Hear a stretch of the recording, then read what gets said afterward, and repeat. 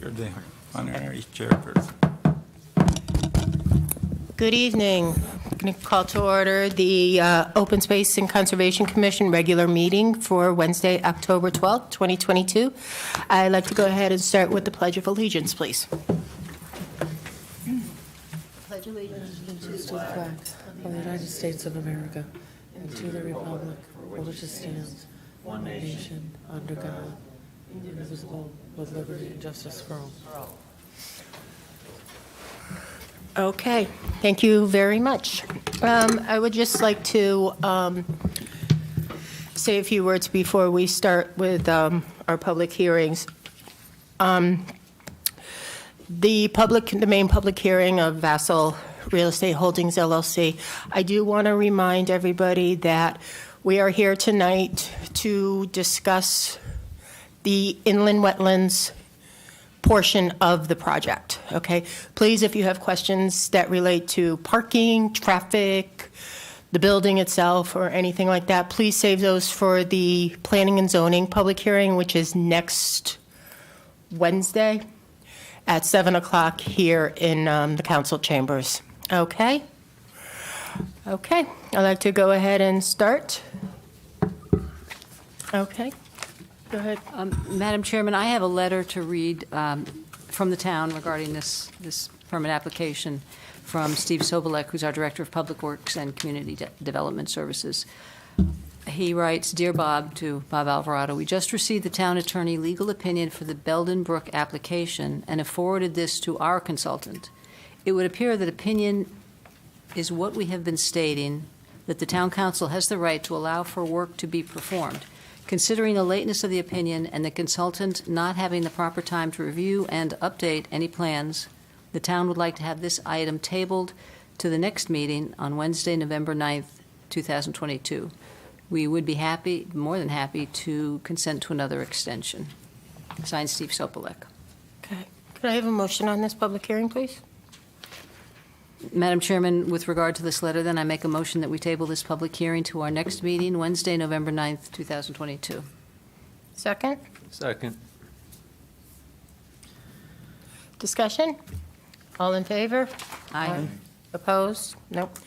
Okay, so we're going to go ahead and table that to next month's meeting. Okay, now we're going to go into public hearing B, Vessel Real Estate Holdings LLC, proposed 5-story residential building, driveway, parking area, landscape utilities, lighting, and stormwater water management located at 2369 Main Street. Madam Secretary? Yes, I have the legal notice for public hearing. The Open Space and Conservation Commission, acting as the Inland Wetlands and Watercourses Agency for the town of Rocky Hill, has scheduled a public hearing for Wednesday, October 12th, 2022, following another public hearing at 6 p.m. in the council chambers, second floor of the Rocky Hill Town Hall, 761 Old Main Street, Rocky Hill, Connecticut 06067, to consider the following: an application for Class C permit from Vessel Real Estate Holdings LLC, proposed 5-story residential building, driveway, parking area, landscaping, utilities, lighting, and stormwater management located at 2369 Main Street, Assessor's ID number 10-080.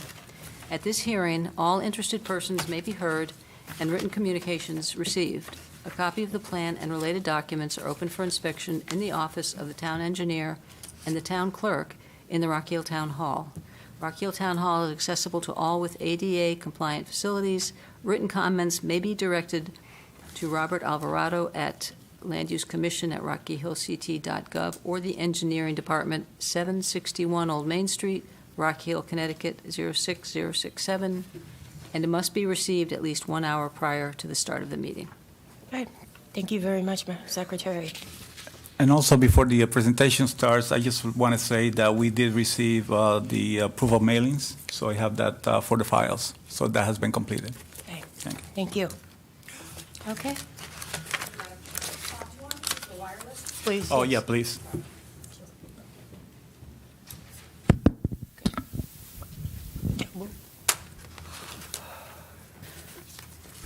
All right. Oh, Madam Chair, go ahead. No, go ahead. Oh, No, okay. please state your name for the record, please. Thank you. Good evening, Madam Chair, Commissioners. Nice to see you all again. For the record, my name's Andrea Gomes. I'm an attorney at Hinckley Allen in Hartford, here tonight on behalf of the applicant, Vessel RE Holdings LLC. With me tonight are Josh Levy, Executive Vice President of Vessel, George Logan, Certified Professional Wetland Scientist and Registered Soil Scientist with REMA Ecological Services, Matt Bruton, our Consulting Professional Engineer with BL Companies, and my colleague here as well, Christian Mines, also an attorney with Hinckley Allen in Hartford. Madam Chair, before I dive into the substance of our presentation, a few procedural housekeeping items just verbally to put it into the record. The applicant, together with town staff, as Mr. Alvarado just alluded to, properly noticed tonight's public hearing. We had notice in the Hartford Courant published on September 30th and October 7th. A big thank you to Mr. Alvarado for getting that done. A sign was posted on the property on September 26th, and notices were sent to abutters within 500 feet of the site. We provided proof of mailing to Mr. Alvarado on September 26th of both the sign and the mailing. On October 4th, we submitted to the Commission a package of supplemental materials. It looks like this, including a tabbed package that responded to some of the Commission questions and comments from the last meeting, as well as our responses to the September 7th comments provided by the town engineer, Mr. Sopolak. Accompanying that tabbed package was a revised set of plans and a revised stormwater report. We did include an excerpt of the stormwater report at tab 4 of the package, just to avoid all those calculations and save a few trees. I will note that the revised plans we submitted did incorporate comments that were provided to us by the engineering department with respect to this application, the wetlands application, but we had also received comments from the engineering department on the zoning application. So we killed two birds with one stone, so to speak, and incorporated all of those comments into the plans, which is why it may look like we did a little bit more than what town staff had asked, but we were just trying to really consolidate the submission. I did confirm with Mr. Alvarado a few hours ago via telephone that staff has no further comments or concerns with respect to the application. So we thank staff for its time and diligence, and we think that we do have a better application as a result of their time. So we thank them for that. Again, just a few more housekeeping matters. The Commission, of course, conducted a public site walk as a special meeting on October 6th. And earlier today, we actually submitted a letter from George Logan responding to questions submitted by Commissioner Kaplan. She submitted those questions to staff. Staff then relayed them to us and the rest of the team. And those arose as a result of the site walk. Mr. Logan will certainly review his letter and his responses, and Mr. Bruton will supplement as well to answer those questions that Commissioner Kaplan had put forward. But I did want to respond to one question. It was the last question that Commissioner Kaplan had asked, which was whether we could reduce the building size and thus the number of units to lessen the impacts to the regulated area. And with all due respect to Commissioner Kaplan, the simple answer to that is no. As the Commission can understand, every developer carefully analyzes each proposal to figure out what works and what doesn't work, both from a financial perspective and in other ways for a particular site. What we've proposed here, the 31 bedroom units, that's what works for this site. And it's particularly important to maintain that and to work with what the developer has proposed, particularly in an application like this, which is an 830G application that provides for affordable housing as well. So 31 bedroom units is what we're proposing, and it's what we'll be moving forward with. And we did receive some questions today from Commissioner Schweitzer, who could not be here tonight, via email.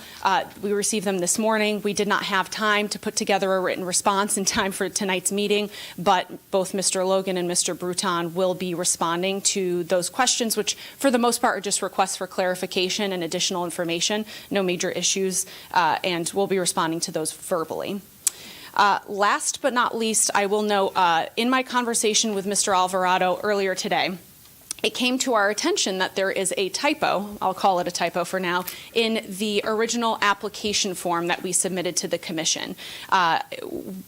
thank you to Mr. Alvarado for picking it up, but it may be the source of some of the confusion that the commission has with respect to the type of wetland area on site and the size. So if the commission looks at the application form, line item number 7, the application form provides that the Belden Brook watercourse is located, and Commissioner, I see you, Commissioner Whalen, I see you nodding, you had asked that at the site walk, provides that the Belden Brook watercourse is located on site and that we're disturbing 120 linear feet of the Belden Brook watercourse. Well, needless to say, that is incorrect. That's certainly not the case, and we apologize for that error on the application form. Mr. Logan will, again, within his wheelhouse, to describe in more detail the nature of the regulated area on site. But in short, in lay terms, there's no water course on site. Yes, we are located within the Hog Brook watershed. The Hog Brook is located about 1,900 feet from the site, if not a little bit over, but Belden Brook is not on or immediately off-site of our property. We are not altering a water course with this application, and we apologize again for that error. I'll also note, while I'm on the topic, just to clarify that given Mr. Logan's revised wetlands delineation, which the commission had requested at the last meeting and which we completed in mid-September, the area of wetlands on site totals now about 1,500 square feet, which is roughly 0.03 acres of the site. And our area of proposed disturbance within that wetland is approximately 990 square feet, or 0.02 acres. So we're more than happy to work with town staff to submit something in writing to correct those errors, but at least verbally for the commission, we wanted to just confirm and clarify that point of confusion. With that said, I'm going to back up and start with just a brief overview of our proposal and, more importantly, the subject property. As the Commission knows, Vessel seeks to construct a multifamily community at 2369 Main Street, consisting of 30 one-bedroom units with associated parking. The site is located to the southwest, and I'm just confirming the Commission can see the PowerPoint as well. Thank you. The site is located to the southwest of the Elm Street and Main Street intersection in a transitional area with commercial and retail uses located to the northeast and south, and residential uses located to the west and to the east or northeast. Site situated in a developed area just south of Cost Cutter Liquors and north of OC Kitchen Bar, Restaurant, and Scrub Warehouse. This is just a zoomed-in view of the site that's outlined in yellow, and slide 4 is a street view of the site. As the Commission can probably remember, the site does not look this lush and green anymore, but this is what Google has for a street view of the site right now. Madam Chair, just so the Commission understands the proposed order of operations for tonight, I'm going to ask Josh Levy to come up and just speak to the Commission for just a moment about Vessel and their unique approach to multifamily development and living. Mr. Logan will then come up and describe the site's wetlands and his analysis of the impacts of this proposal. And, you know, not to steal Mr. Logan's thunder, but he'll explain why the proposal does not create any adverse impacts to the wetland area. Matt Bruton will then present the proposed site plan and go into detail on the grading of the property, the drainage, the proposed stormwater management system. And then I'll wrap up at the end, making the case, hopefully, for no adverse impact to the wetland. We've done our best to put together a detailed but hopefully concise and efficient application for the Commission, so we'd respectfully request that the Commission just hold its questions until the end. Let us get through our presentation. Our goal is to have a presentation that anticipates many of the Commission questions, and then certainly we are more than happy to engage in a dialogue with the Commission. So with that, I will hand it over to Josh. Thank you. Thank you. Good evening, everybody. I appreciate you making time for us and for allowing me to speak this evening. Excuse me, could you just state your name for the record, please, and your position, please? Absolutely. My name is Josh Levy, L-E-V-Y. I'm the Executive Vice President of Vessel, the applicant. Thank you. Go ahead. My pleasure.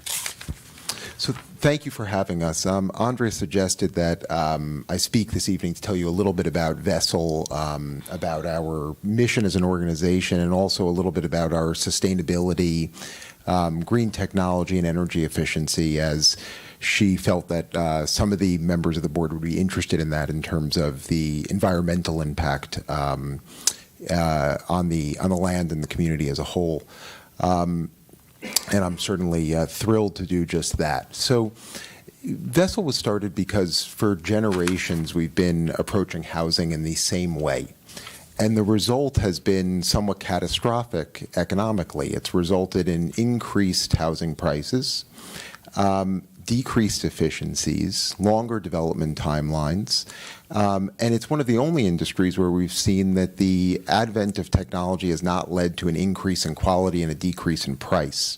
So if you look today, even at the television screen that we have our presentation on, this first started out as a screen when it first came out. They were known as plasma television screens.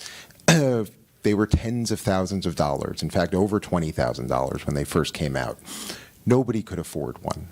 Nobody I knew, at least. And yet today you can go to a Target or a Walmart and find a better version of that product for, $600.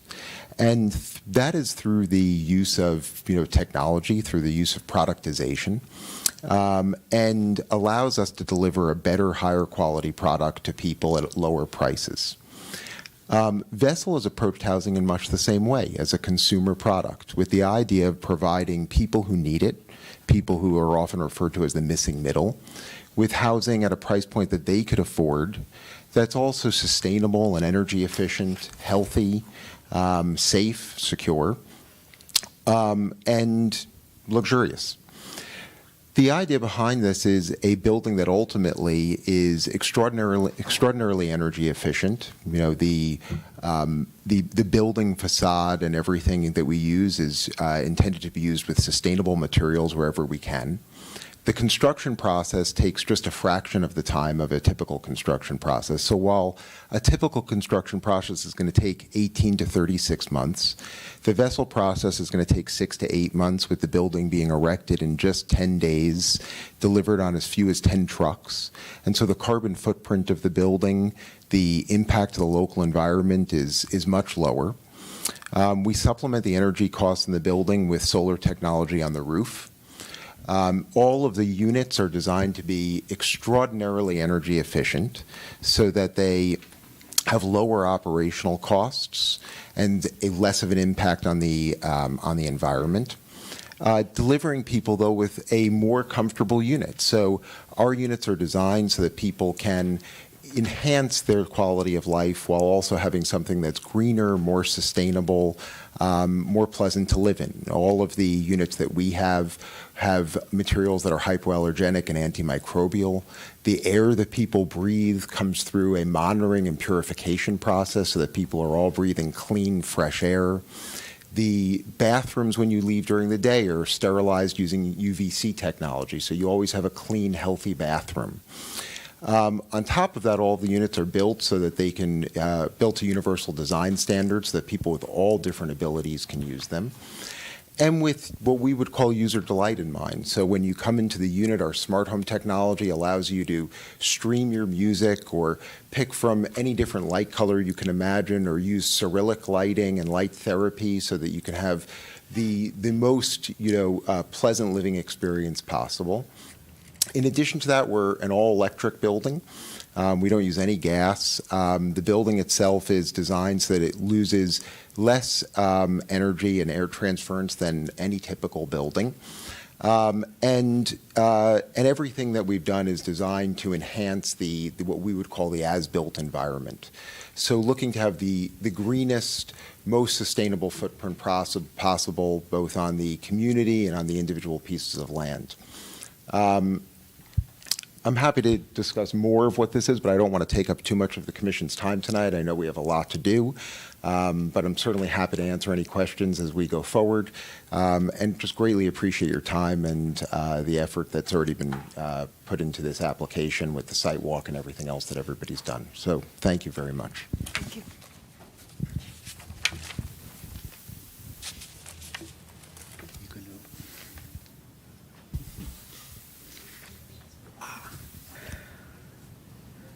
Good evening, everyone. George Logan for the record. I'm the principal environmental scientist with REMA Ecological Services. I don't know if I've put my resume in, but we have a copy here, and I'll put it in. I think you've heard that I'm a registered soil scientist, just like my colleague there, Scott Stevens, professional wetland scientist also, and I've been in this field now I'm coming on to 35 years. Someone tells me I have to retire, but I don't think I will anytime soon. So, since the last time, there have been 2 reports that have been put into your hands. The original report, as you recall, detailed the wetland delineation that was done back in 2015. So, as you know, the industry standard is once is about 5 years have gone by, it's probably a good thing to redo the wetland delineation. The other thing that I'll tell you is that in most cases, any delineation that I've redone results in a slightly smaller wetland. And the reason for that is that the more data you get, the more accurate your wetland delineation gets. So we reduced the wetland by 28 square feet. Doesn't sound like much, but that's actually what happened. So this is the wetland figure A that was in the original report, the soils and wetland delineation report. The wetland doesn't look exactly like this. It's just basically a representation. And these are the old flag numbers. Right now, they're all 1A series. I think it's 1A, A1 to A14, if I recall. So this is the old map, and I'll bring your attention to this area because this is the area that changed, right in here. This was reduced so that now you can see the change. It brought up. So it used to go a little bit to here, and now it's not. And I very much scrutinized the soils there. And I think in the supplemental report, which is really not a supplemental report, is really a new report, although I call it supplemental. This was dated September 29th, 2022. And it basically gave you the kind of standard information that commissions expect to see in description of wetland resource that's here. As you've heard me say before, this is sort of in a great way, a wetland that has been the result of anthropogenic influence. As you know, as you've seen it, a large proportion of the site is fill. So what that has done, it has basically brought water to a very distinct place. And so when you bring water from a watershed, you sometimes make it wetter. I did find some original profiles in a couple of spots, meaning original wetland profiles. So that means going back hundreds of years, that was a wetland. But the rest of it is sort of a mixture of soils that have been brought in or have basically eroded into this area. So it's very disturbed. And if you dig around, one of the things you'll find is that there's a lot of debris. Some of it is buried. I think we all saw half a shoe that was sticking out of the ground at one point. There's glassware, there's metal, there's plastic. And I think people have been throwing things here from adjacent properties for some time. We even have an area that's been basically, I guess it's a crime scene. You've seen the tape that goes around it, and I'll talk about that area specifically. So from a functions and values analysis, obviously this little wetland, 1,500 square feet on our property, doesn't really confer much. And its basic function, if we want to call it that, is the conveyance of surface water from its watershed, which is the backyards of a whole bunch of residences, down to this distinct area, and then through a drainage swale to a pipe that enters the Main Street stormwater management area. Again, so functions and values are pretty limited. What I'd like to do, though, is to give you the good news as far as what we can do. I think this is, yes, right. It's kind of difficult to see it. I had a colored, is the colored one here? Okay, so if I keep going, all right, so here's a couple of pictures of the older wetland delineation when I looked at the area some time ago. And I believe that these are the pictures that I took recently during the delineation in September. And you can see a wetland flag here. I think that's 14, A14. I think we all looked at that when we were on the sidewalk. So this is what I want to show you. So the applicant basically has released me to do something which is sort of unusual in the sense for doing so much within a small area for a wetland that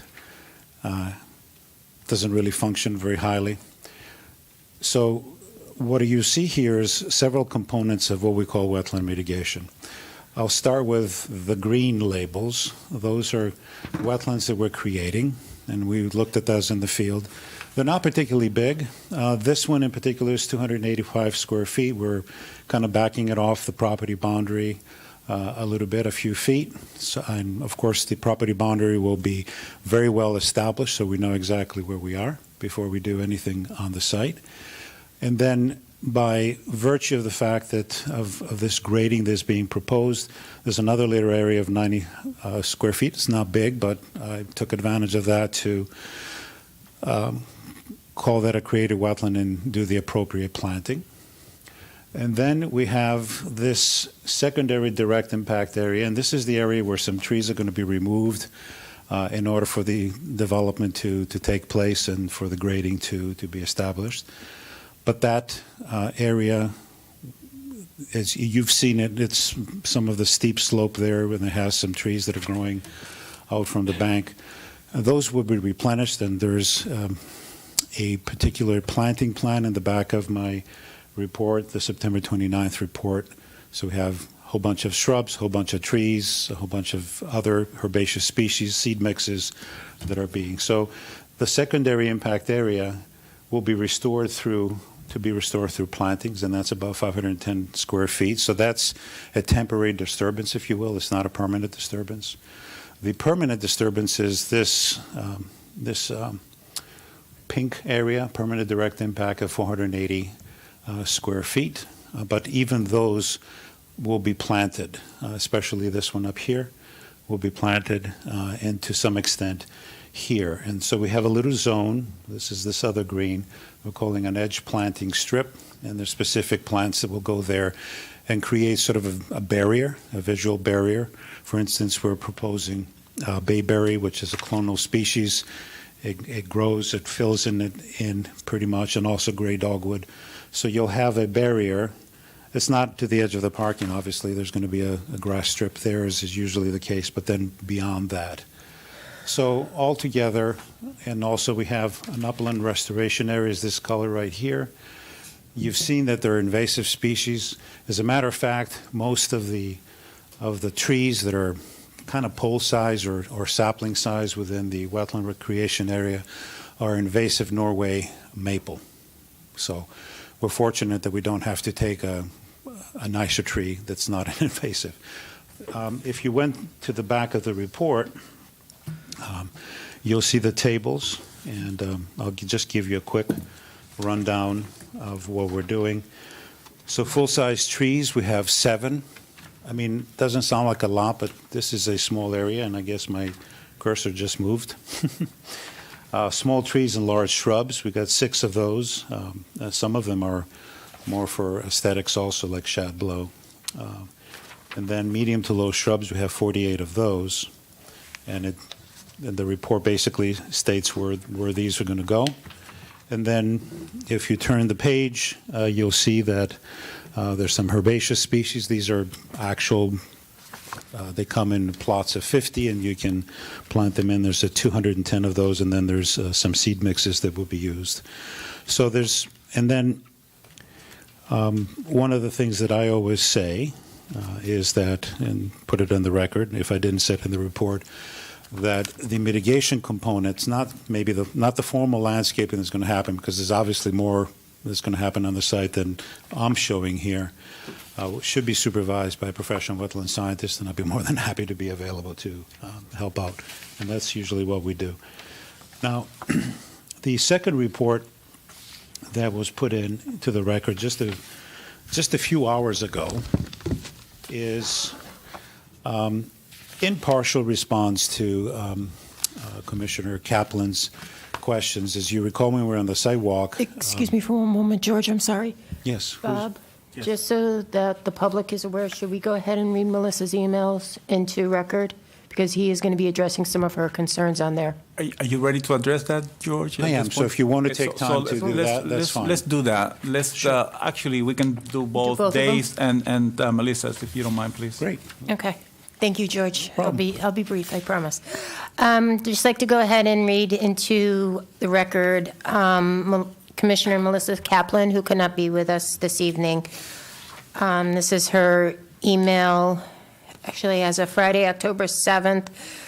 Hi, Bob. I will be unable to attend the meeting on Wednesday as I will be returning on an airplane from my work trip, but I would like to ask the following questions and requests of the applicants. 1, please provide photo documentation that the area on site by the culvert at Main Street is not a wetland and does not contain wetland soils. There appears to be more than 75% wetland vegetative species present, FAC, FACW, and OBL in this area. Hydrologic indicators are also present. 2, please provide further documentation that the area is not a watercourse that runs between the culvert under Main Street and the culvert that is present on the adjacent property behind the liquor store. Based on site conditions that include deep scoured slopes, there does appear to be a hydrologic connection between the two culverts, and this could be an intermittent watercourse that handles stormwater during large storm events. 3, please provide confirmation that the proposed project will not cut off the hydrologic connection between the two culverts, and the flow that comes in and goes out of these culverts will not be impacted, cause flooding to the adjacent properties. 4, to confirm the above, I would like to recommend a peer review be conducted to review the proposed wetland limits, confirm the area is not a watercourse, and review the proposed stormwater management plan for the project to ensure the proposed plan will properly handle stormwater flow at the site with the proposed removal of this connection/potential watercourse and filling/grading of the on-site wetland. And 5, could this number of units and therefore the parking areas be reduced to avoid impacting the wetlands conveyance that is present on site? She did have a follow-up email today saying, I would still like to get a peer review for a second opinion on the wetland limits and stream determination. We need more context on the photos of soils in the auger, and his soil description didn't have a percentage of mottleys, which is important to determining if a soil is hydric. So I think the best thing is to have a peer review to confirm George Ilgan's findings, as well as a review, as well as review the stormwater report to ensure the proper proposed stormwater management is appropriate. Okay, that is from Commissioner Melissa Kaplan. We also have some questions from Commissioner David Schweitzer, who was not able to be here this evening also. Bob, below are my concerns on the proposal at 2369 Main Street. 1, what is the condition of the existing 12-inch PVC pipe that is to discharge the flow? What and where does it connect to? PVC is not usually used under state roads. How is the connection made to proposed CB? 2, any thoughts of pervious pavement within the parking area? 3, snow storage, please show on site. 4, do not see a dumpster on site. How does this vehicle maneuver on site? 5, delivery trucks, how does this vehicle maneuver on site? 6, the amount of disturbed area within the 100-foot upland review area should be accurately reported. In review of sheet number CC-1, the legend should read on the bottom entry disturbance area between the 50-foot upland review area and the 100-foot upland review area. Listing it as a disturbance area within the 100-foot upland review area is misleading, as the area within the 50-foot upland review line is within the 100-foot upland review area also. The disturbance area within the 100-foot upland review area should be 16,747 square feet, combination of the two areas if this is accurate. 7, would be helpful if the area that is not wetlands nor within the 100-foot upland review area is reported appears to be the area in the northeast corner that would provide a clear picture compared to the overall 22,195 square feet. 8, how are the site utilities going over the stormwater chambers in the parking area? Check depth, or are they going under? Top of chamber shown at 103.94 with a top of payment 105.2 plus. And lastly, number 9, details should be provided at a legible scale. Apologies for not being able to be there to hear their presentation, as there could be other questions that arise. We'll be sure to watch the video and relay any further questions I might have. Regards, David D. Schweitzer. Thank you.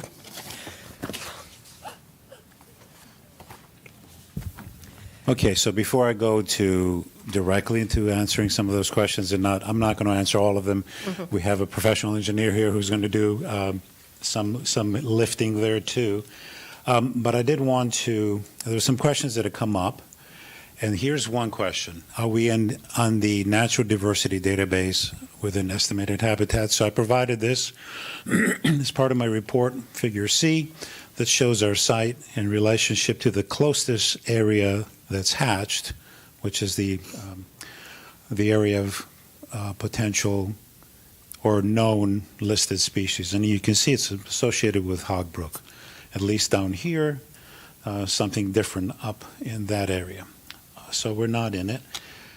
The other thing I'd like to do, since I'm thinking about it right now, is to pass, because I didn't have time to put it in the presentation, to show you where we are within the Hog Brook subregional basin. So I'll just pass it down this way.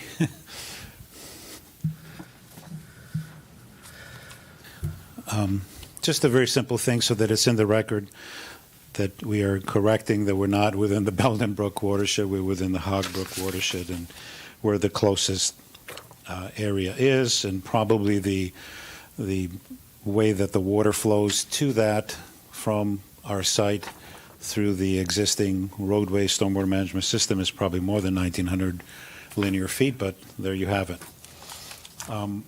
Moving on, what I'd like to do next is to talk about my report of yesterday, which arrived today. So yesterday in the, I think it was around 3:30 or so I still had good light. I got to the site, and what I decided to do is to see if I can answer the question that Ms. Kaplan had put in the record as to whether, first of all, is that a wetland, and is it a watercourse? So those are the two questions, and obviously they're related. One of the things that she noted, and I agreed to, is that especially the lower half, if you will, which is more open, is just predominance of wetland-type vegetation. Okay, so it's like, well, why is this wetland vegetation here? I have an answer for that in the report, obviously. As you go up from there, that's not the case. You'll see that for the most part we have debris and open ground. So what I did is I said, okay, let's do 3 test holes, and I'm going down 20, 24, 28 inches or so. Our diagnostic horizon for looking at wetlands, as you probably have heard from other soil scientists, is 20 inches, 19.8 to be exact, 50 centimeters. So I did one. This one, test hole 1, is the upper one, and that's about 14 feet downgrade from wetland flag A1, which I depict there. And you will see that what I've done here is to show you the, and again, this is a Munster colored chart book that we use as soil scientists. This is a standardized thing that we do in order to assess the drainage class in this particular case of the soils, because it's the drainage class that determines whether something's poorly or very poorly drained, and therefore a regulated wetland. And what you will see, and I could have gone and given you a lot more information in a expanded log, but I didn't think it was necessary for this exercise. What was necessary is to give you enough information for you to be able to determine that I've actually gone out and looked at it, provided the photo documentation that Melissa has asked for.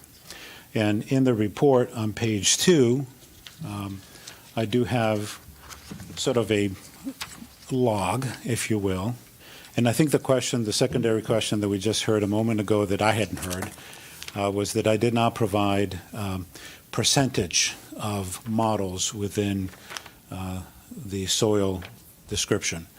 And I did in a couple of spots where it was important. And I think what Melissa's thinking of is when you do jurisdictional wetland determinations by the federal guidelines, there's a different way to do it, and there you look at percentages of redoxamorphic features. So if you have more than 2% or more than 5%, those are important things. But if you look, for instance, on test hole 1, 0 to 18, I'm saying that at 15 inches I have few, small, faint, high chroma models. So the percentage is the few. So few is usually less than 2%. And then if you have common, few to common, that gets you a higher percentage. So the only area where I thought it was important, because I had more redoxamorphic features or models than just a few, is to show you on test hole 3, which is the one that's about 12 to 13 feet from the culvert, and then I did the midpoint for test hole number 2, is to show you that, for instance, at 18 to 20 inches, I have few small, distinct high chroma models, less than 2%. So I wanted to emphasize that. It was important. And then for the B2 horizon, which is between 20 and 24 inches, which is beyond the diagnostic horizon, but I wanted to show you what's going on there. I have many medium distinct high chroma models, more than 10% of matrix. So that was important for me to put it there, and that's why I put it. Also noted later on that I had manganese staining. All those are redoxamorphic features that tell you that there's residual wetness during a certain time of the year. So these are the photos, and I actually took the color chart and put the pedon, the soil pedon, right on it, so you can kind of see what I'm seeing. I mean, I know it's a picture, but it works.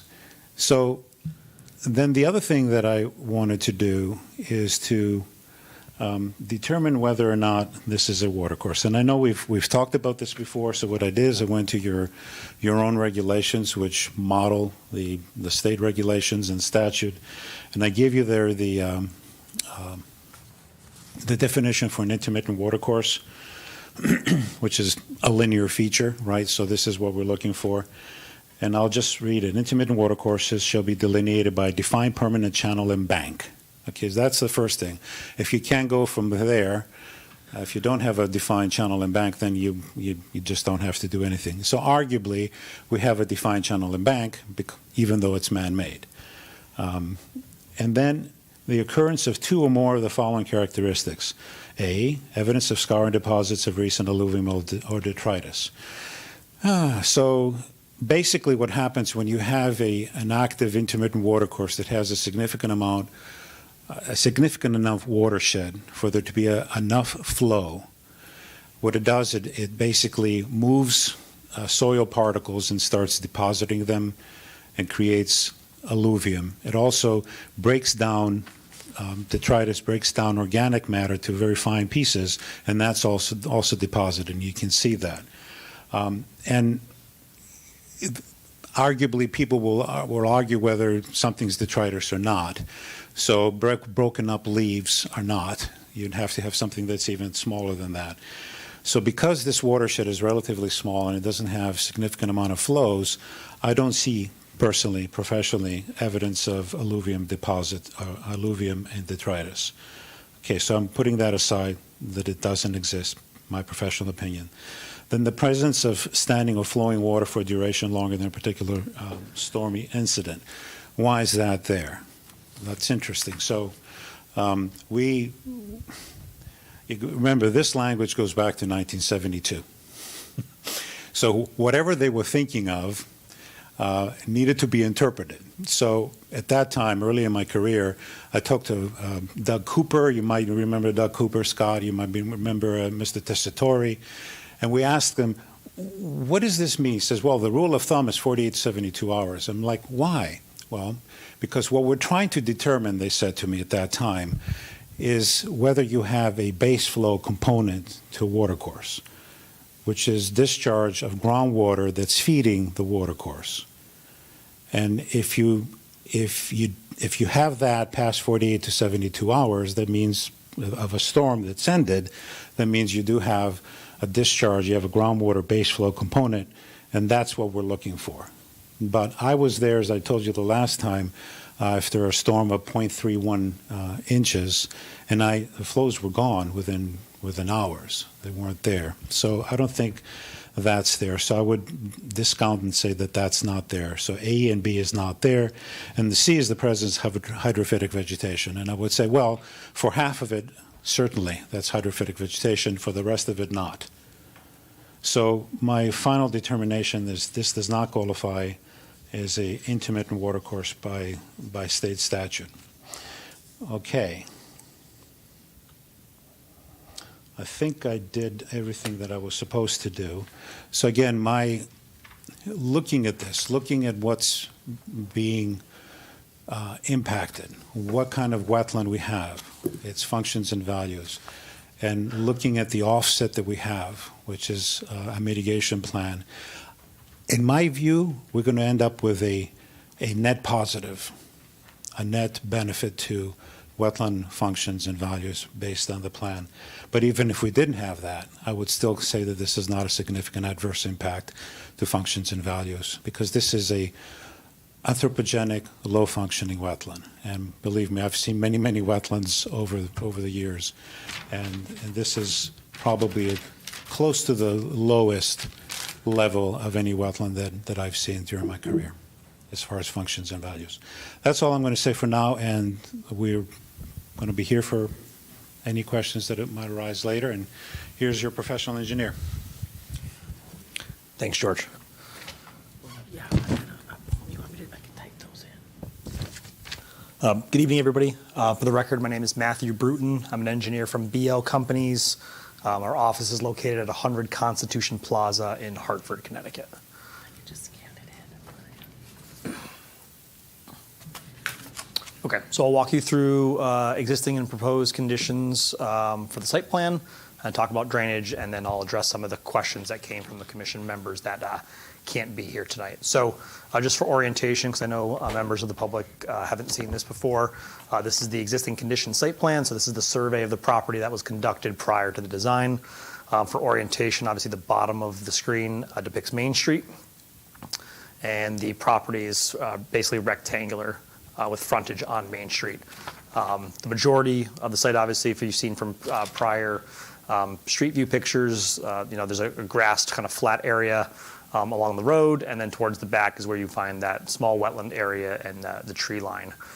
In general, you can see from some of the dashed lines that are in kind of a light gray, topography in general kind of goes from the upper right to the lower left, and that, and just point out here, all kind of comes in this direction. Some area does go directly into the wetland, but overall that wetland does flow, as you saw on the site walk and from the plans, down to this lower corner. There is an existing PVC pipe that does capture that flow and does take that water from this site and adjacent properties into Main Street, which is a DOT road and a DOT system. Overall, obviously, it's undeveloped, and kind of you see what you get from those street views. So here, same orientation. This is the proposed site plan. Main Street is still across the bottom of the page. So what we're proposing is obviously a 30-unit living facility, residential living facility. So we do show a single access drive to Main Street. I'll just point that out here for people looking at the screen. And that would access the parking areas. The majority of the parking, obviously, is to the side, and then it wraps around the building to the rear. And as you can see, the wetland in the upper left-hand corner of the property. So this allows, obviously, cars to enter and park, an entrance adjacent to the building and around the perimeter as well. As part of this, obviously, we did a pre-application meeting with town staff.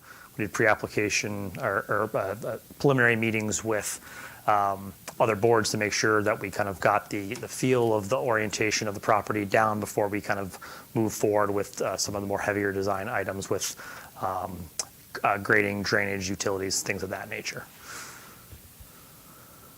Let's see, this is.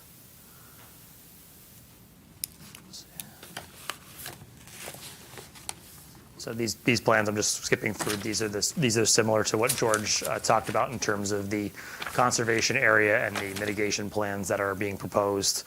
Just to give you, obviously, a sense, the upland review area, obviously, as you can see, takes up the majority of this small lot that we're proposing to develop. But the bigger questions that have come up from, I think, during the site walk and from talking to some members of the public is grading and drainage, right? So the goal of a grading and drainage plan is obviously to deal with the increase in impervious area. Obviously, we have an impervious area related to the building, the sidewalks, and the pavement we're proposing on the property. So the goal is to make sure this is in conformance with town regulations, 2004 Connecticut Stormwater Quality Manual, and 2002 Soil and Erosion Control Guidelines. So we believe we have done that. So I'll kind of explain to you kind of how we're proposing to handle the flow. So as you remember, I said from existing conditions, the majority of the water comes to this lower corner. As part of those regulations, they always want to maintain drainage patterns. So we need to make sure that water is still continuing to go in the proposed conditions as it was before construction.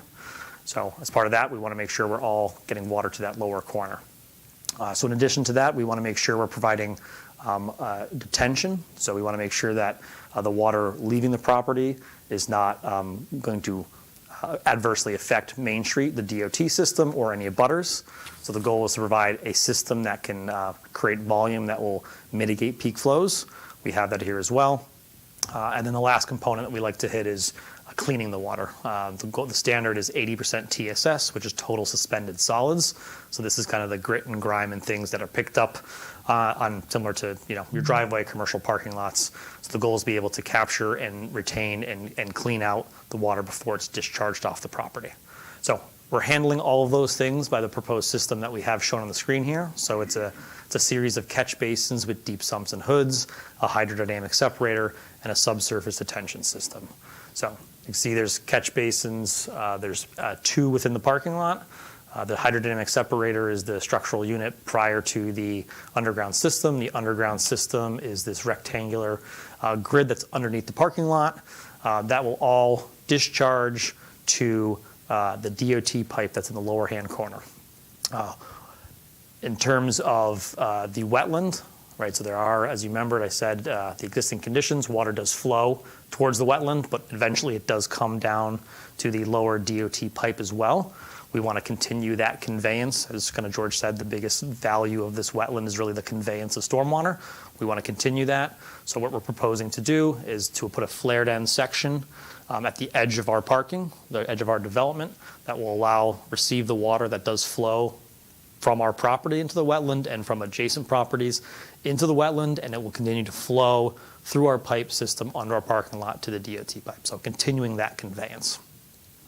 One other aspect I'd like to point out too is, I believe it was one of the comments from the commission member that wasn't here, and I believe it was mentioned during the site walk as well.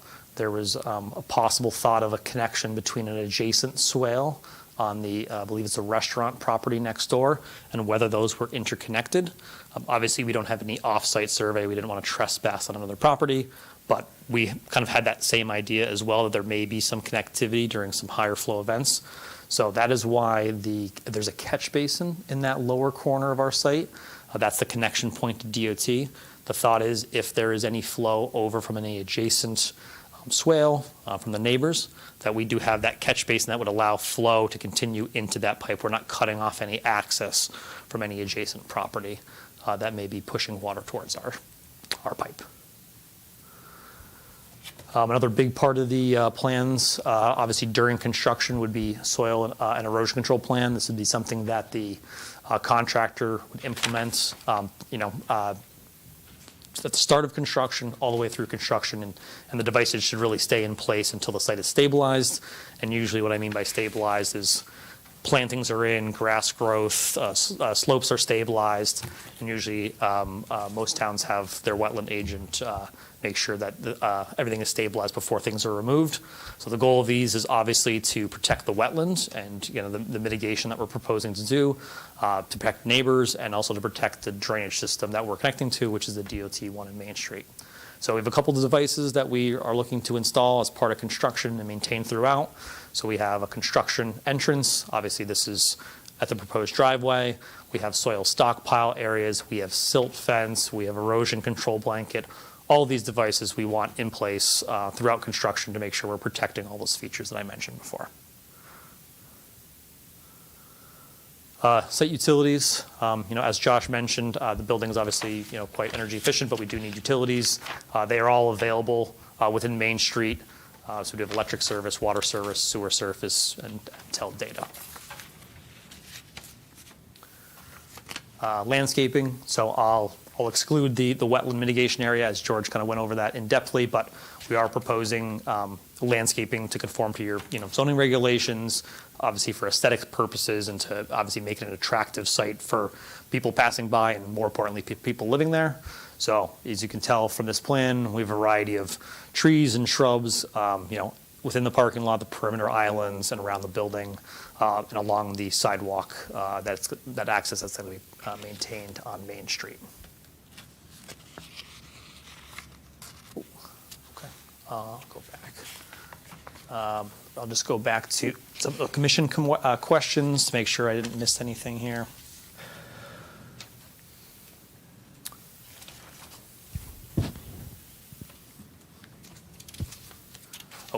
One detour before I go to commission questions.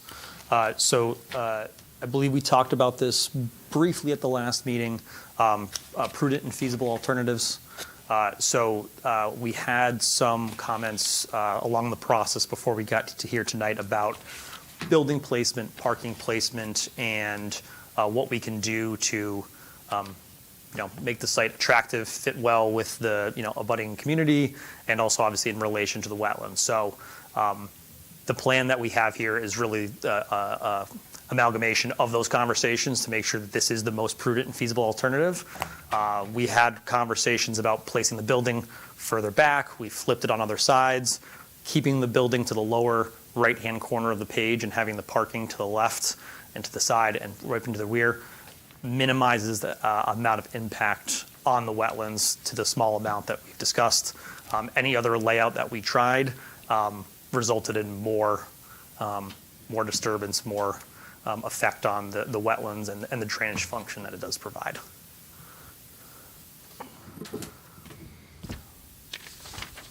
So I believe one or two of, I think it's Ms. Kaplan's questions were related to kind of some of the hydrology of the wetland and the swale that connects it to the DOT pipe. So just a reminder, obviously we're proposing that catch basin in that lower corner that will allow any abutting drainage from any adjacent swale to come over, so we're not cutting off access to that DOT pipe.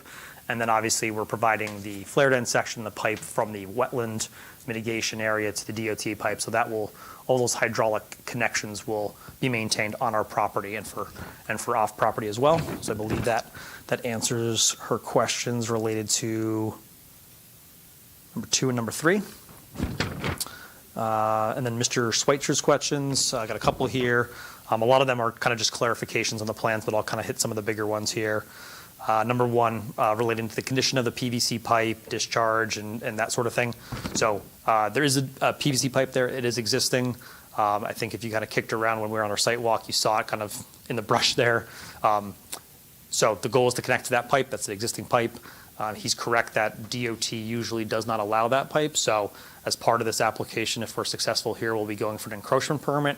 DOT reviews this for the driveway placement, but also drainage. So it's very likely that they may ask us to replace that pipe with RCP. We don't know. We haven't got to that part of the application process yet, but that's something that may come up.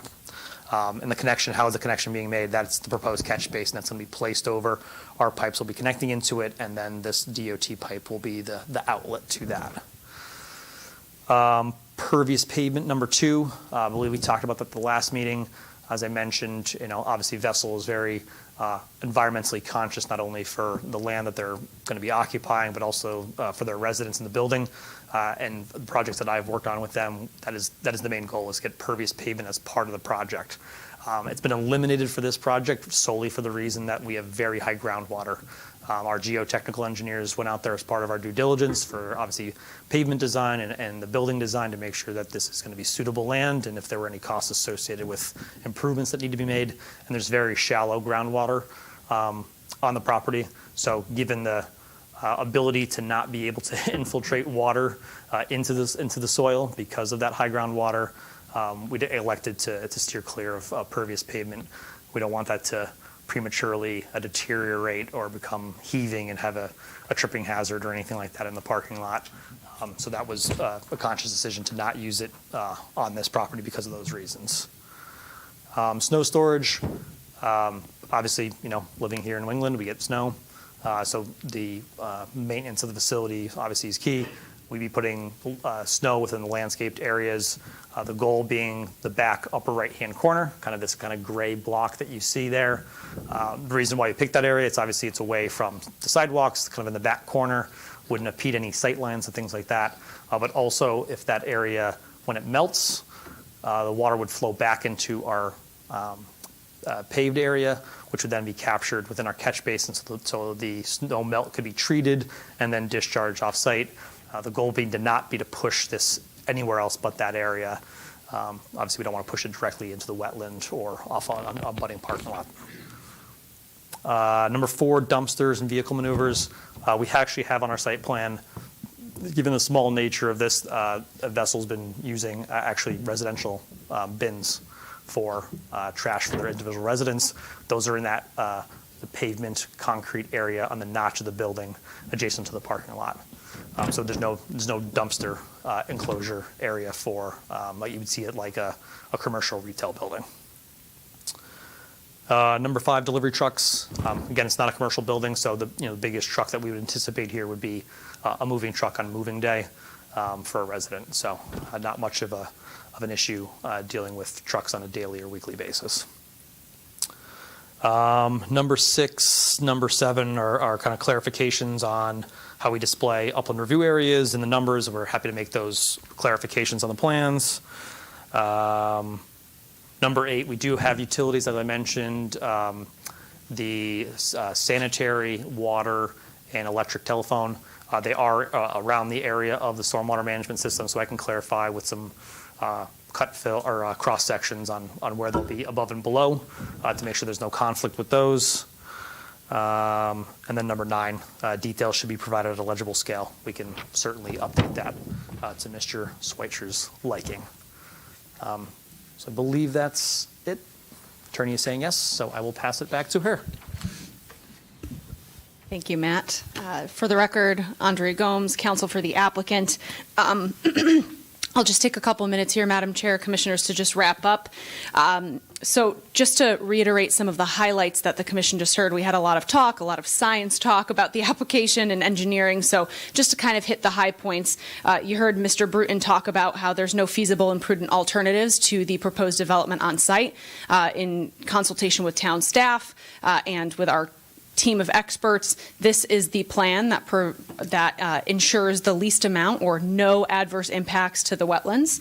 And as you heard both Mr. Logan and Mr. Bruton talk about, there is minimal permanent impact to the wetland when you take into account the mitigation plan that we have, the creation of additional wetlands that Mr. Logan pointed out on that colored plan. We're talking about 105 square feet in total of permanent impact.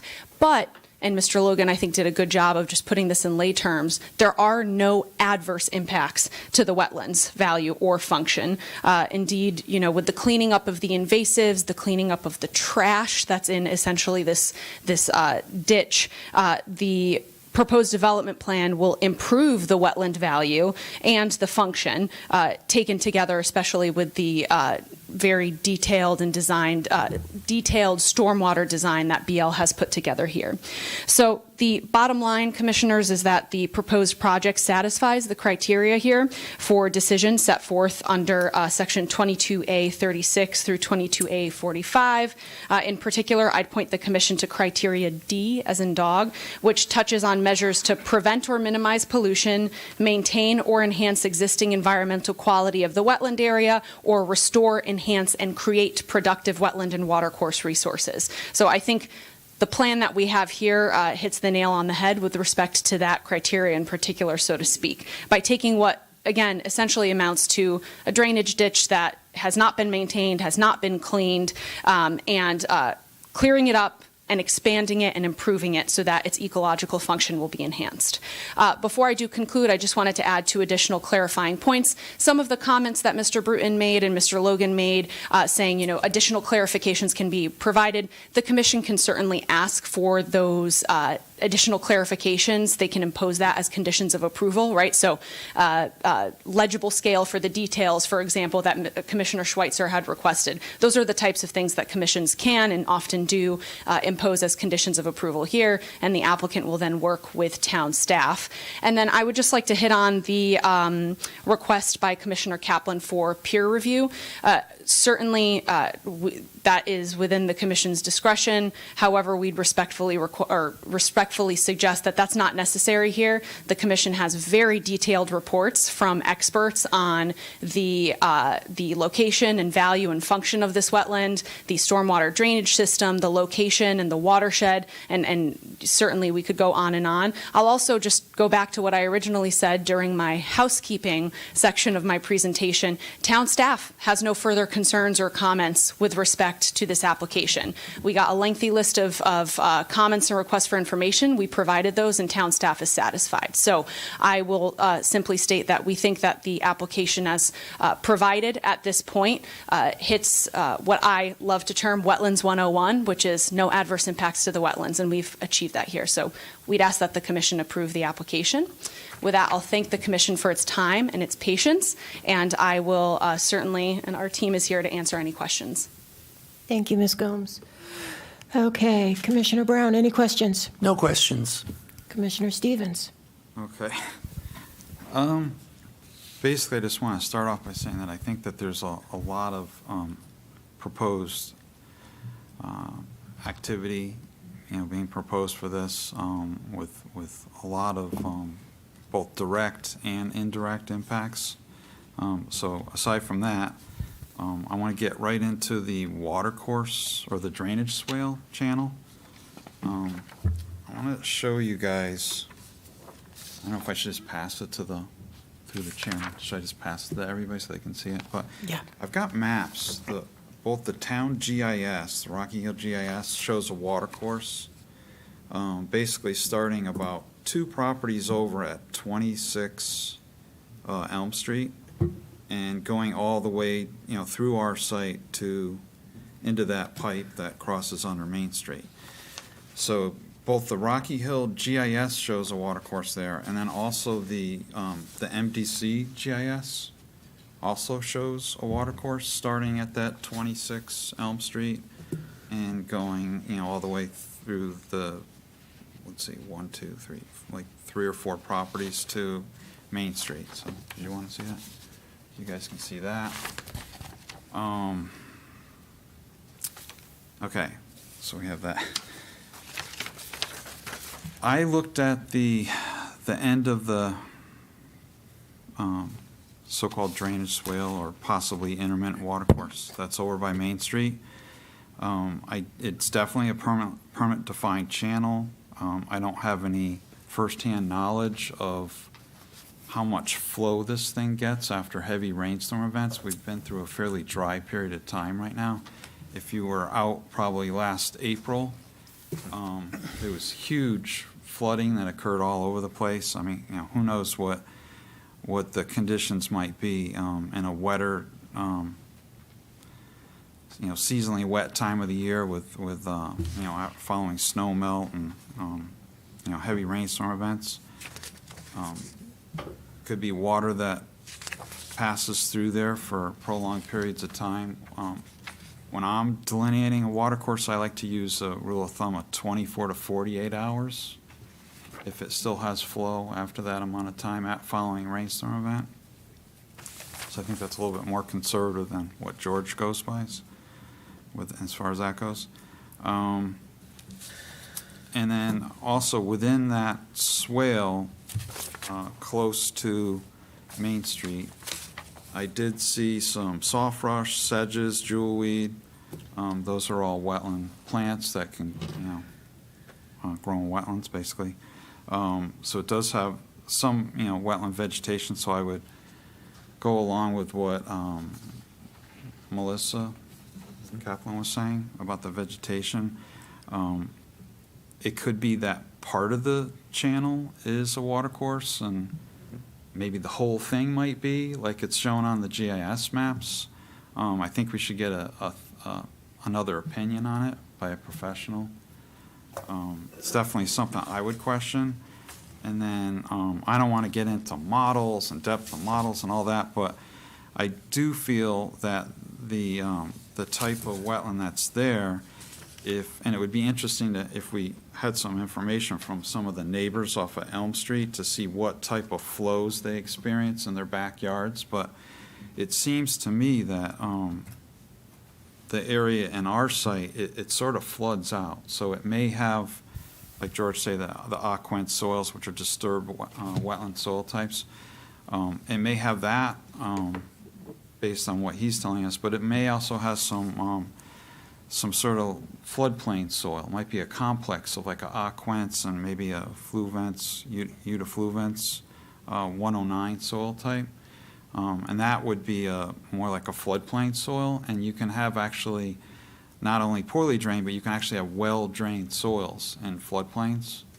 So that's why I don't really want to get too hung up on all the modeling and depth of models. And also in the red soils, some soil scientists go 2.5 or 3 chroma because it's a red soil. It's a little bit more difficult. And if it's again, if it's aquants and if it's supporting wetland species, plant species, you got to look at all that, all those different things.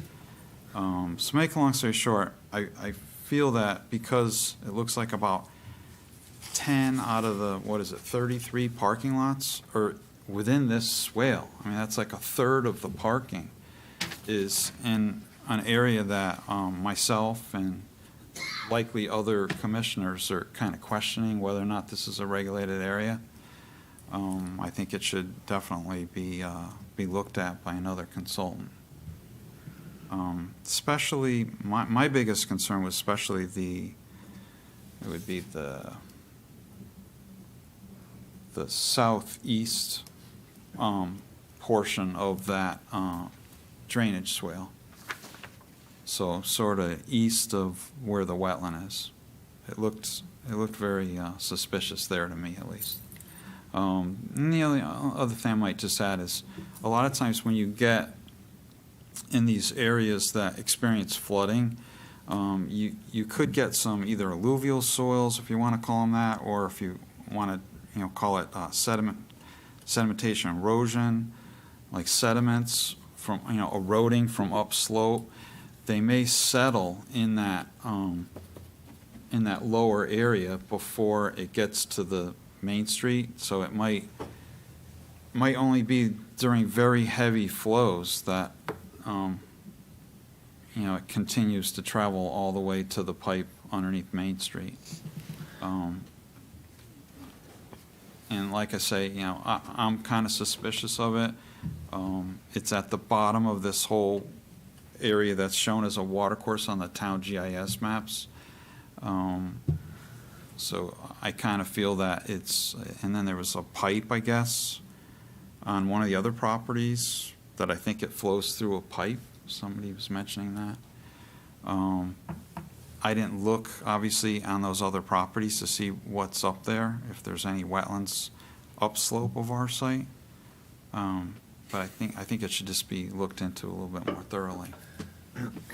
Okay. Thank you. Vice Chairman Whalen? I'd have to agree with Commissioner Stevens. There should be another look into this whole swale area. Not going over what he said, but I also have a few questions for the engineer, please. What's the diameter of that head wall up top that's supposedly going to catch all the water that goes into your stormwater management system? Matt Burton for the record. You're talking about the catch basin that we're proposing in the corner of the lot there where it connects to the DOT? No, all the way up top where it comes from all the people off-site. Where it comes from the wetland? Correct. Gotcha. Let me double check here. It's too blurry on the screen. I'll give you an accurate answer.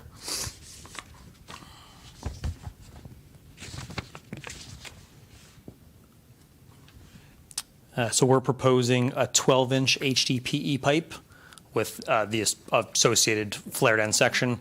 The reason for the sizing of that is what controls is the DOT pipe. You can't throw a 48-inch, 24-inch pipe because it's going to be neck down by what's receiving. So 12-inch pipe with the associated flared end section.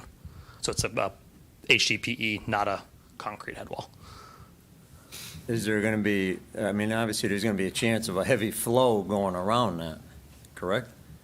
Or is your flare out that significant? So it's as similar to what's there now, right? So there could be, a heavy flow with a heavy rain or a very minimal flow with minimal rain.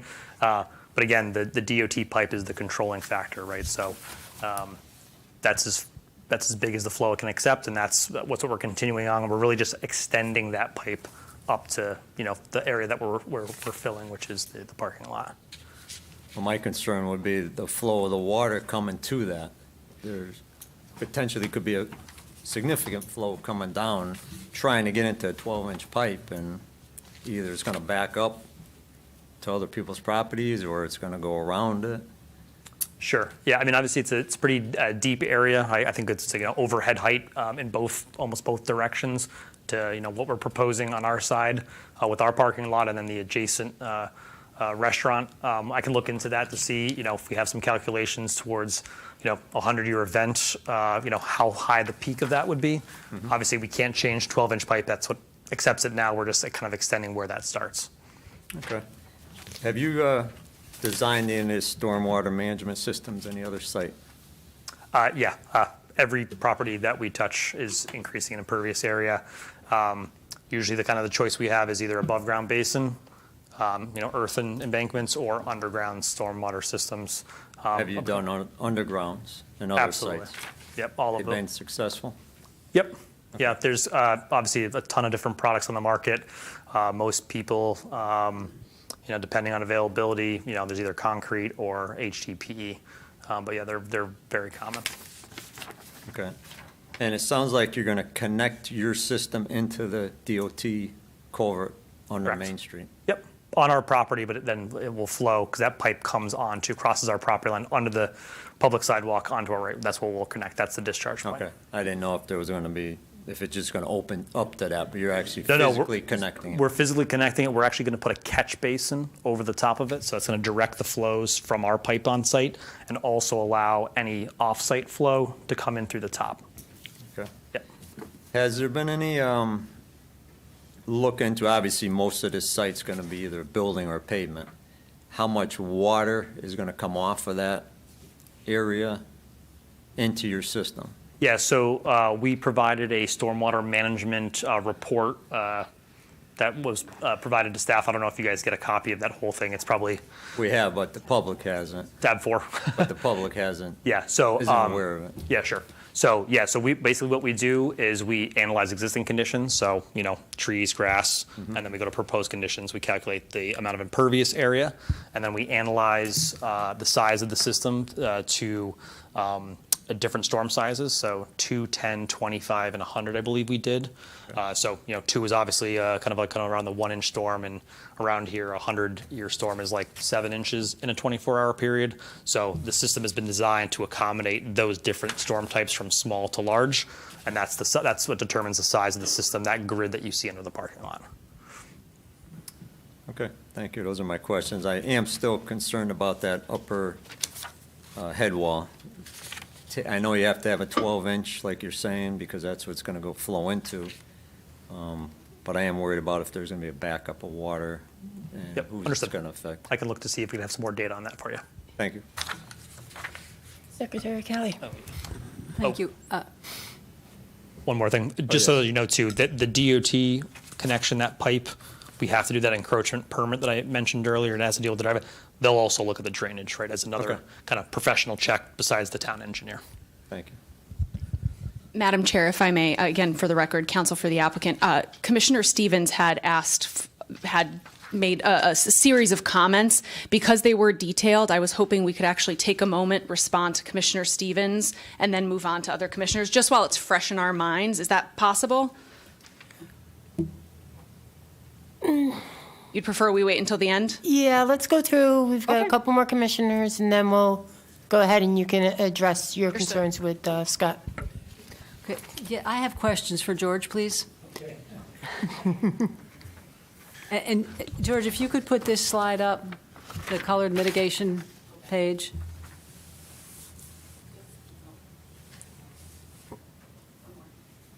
There we go. Okay.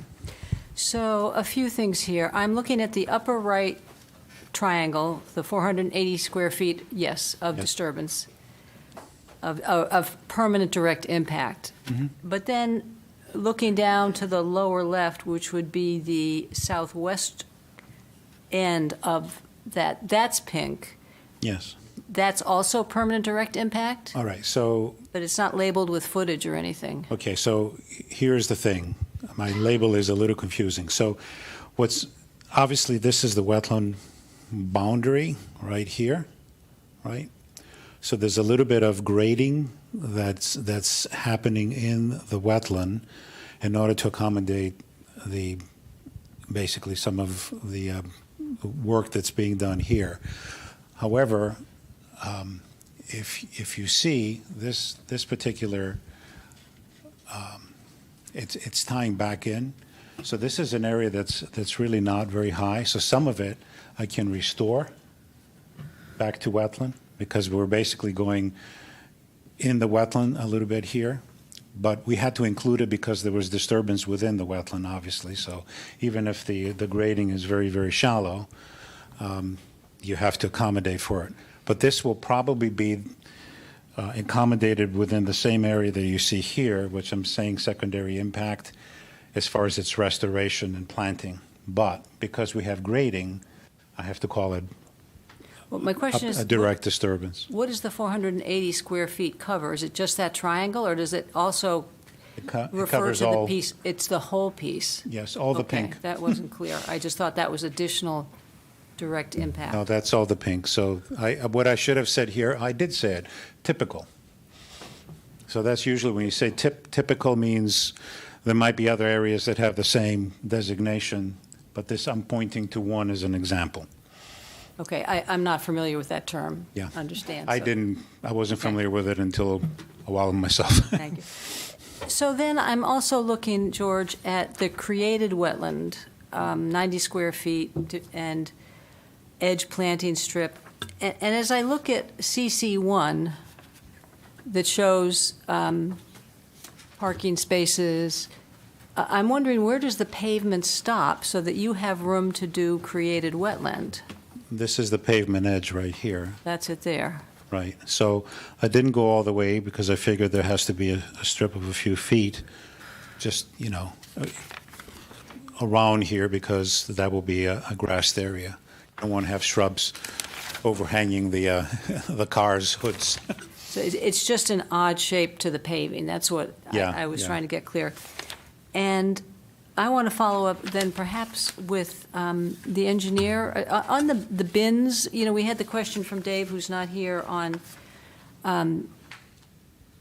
trash storage or a dumpster, and you're saying that you're going to have bins in this cutout area. Is this, you're the person to ask about this? You can ask me. Josh may be able to add some more to it, but But I'm just saying, so you're going to have, and this borders on wetland question, but it's also about the maneuverability on the site, which Dave brought up. So you're going to have bins like each one of us has at our house, yes. and you're still going to have a big truck coming in to lift them up and dump them over. like comes up our street? Yeah, so I don't know, So we're still talking maneuverability of a Yeah. vehicle, Yeah, whether it's a so- dumpster or it's individual bins. right, yeah, so I guess I was answering the question before, where's the dumpster, right? It's not shown because it's not there, right? They use bins, but yeah, so a truck, I know in my neighborhood in particular, it's not a spiked truck that goes over the top, it's one of those arms and kind of dumps over, right? Correct. So That's- yeah. depending on the type of truck, right, usually that's the kind of the side loading one. But yeah, so truck could obviously pull in off the road, and then would have to, do a K-turn within the parking lot to be able to pull in Okay. straight out back onto Main Street. And my last question, going back to pervious surfaces, some Yes. kind of paving or whatever, Yep. I can't believe there's not any area on this development that could have some pervious paving. And then when you talked about the high water table, I'm not the soil scientist. I'll defer to Commissioner Stevens, but does that relate to wetlands, high water tables? It just made me think like there's water so close that we can't even put down pavers. I mean, I'll let George talk to the, water, because obviously I know the delineation of wetlands is not just where water is, but obviously soils and plant life and all those things. I was strictly just talking about the depth of water relating to the viability of pervious pavement being a smart design choice for this site. I think with the goal of pervious pavement is obviously to reduce the runoff from a site, so you're not, overbuilding, stormwater management features, you're recharging groundwater. Groundwater's so high here, there's not going to be any infiltration from either our system or pervious pavement. So putting in pervious pavement and maintaining it, we don't see the point, given that it's not going to be able to infiltrate water and recharge groundwater, given where it is in the profile vertically. Okay. All right, thank you. You're welcome. I'm all set. Thank you. Commissioner O'Connor? I had something to add on to that Sure. impervious conversation. So if I could request additional clarification, elaboration on the response, you've provided some of it here this evening, but the written response in the, I think it's tab 2, what was provided there regarding the impermeable cover was that the response was that the high groundwater level would be problematic. As far as I'm aware, it's typically like a minimum of like 3 feet between the bottom of the permeable pavement reservoir and the seasonal high water table, and the soil borings indicate that you have about 3.8, 3.5 feet. So again, I think this topic might keep coming back up until we just nicely, document exactly what the options were that you might have looked at and how it relates to best management practices or whatever. And I can definitely put that back in writing to you, just to also point out too that those borings are from existing grade. So we're actually cutting in a lot of this place. So that 3.5, 3.8 Less. is actually going to be way less than that because we're cutting. Not necessarily towards the road, because that's obviously a nice elevation related to the street. But as you get towards the back here, we're actually cutting 2 to 3 feet as we, produce this. So that 3 to 8 feet is actually referencing existing grade to groundwater, not proposed grade to groundwater. So that separation distance is much more problematic. Yes, yeah. Okay, so documenting that nicely Absolutely. would be Yep. great. Thank you. Okay. Attorney Gomes, if you want to go ahead and address Commissioner Stevens. Thank you, and I'm going to ask Mr. Logan to come up and do that. Mr. Logan can certainly, sorry about that. Mr. Logan can certainly talk to the science of that, Madam Chair, but I will simply note, just from a legal perspective, because certainly I'm not going to pretend to be a soil scientist here, but from a legal perspective, I'd point the commission back to the definition of intermittent watercourse that's in your own regulations. So it's, I understand, and again, Mr. Logan will respond to the comments provided by Commissioner Stevens, but there are, the bank and then the 3 characteristics that you're looking for, at least 2 out of 3, and we don't have those here. So legally, just pointing the commission back to what the definition of watercourse is in the regulations. We don't want to lose sight of that. And second, with respect to what the GIS map provides, or the MDC GIS map, it is well known in our industry that the GIS maps, particularly with respect to wetlands and watercourse boundaries, are not exact. It's the same way, and when we talk about this, it's the same way in that the appraisal that the assessor provides is not the same as you would get if you hired an appraiser to come out and appraise your house. It is a generalized map, and I can tell you, I myself sit on a wetlands commission, and I think every meeting we have an amendment to the wetlands map where a soil scientist and a wetland scientist comes forth and does what Mr. Logan has done here and puts in evidence into the record into why that GIS is not accurate. So I'll just note that for the commission's benefit. And again, we have Mr. Logan who has explained and put evidence into the record why it is not a watercourse. With that, legal hat off to the scientist. Well, the scientist will be a non-scientist for a couple of moments. So, could I be wrong? It's a possibility. It's a possibility. I'm never going to say that I'm always right. I'm just giving you my professional opinion. But I have nearly 35 years of experience behind it. And so that stands, I think, on its own. Would I be upset if the commission decided to bring a third-party reviewer in to look at this thing? No, I wouldn't be. It wouldn't be the first time that it's happened. And I do a lot of peer reviews myself for many towns, so I scrutinize other people's wetland delineations, and as I'm sure that Scott also does from time to time.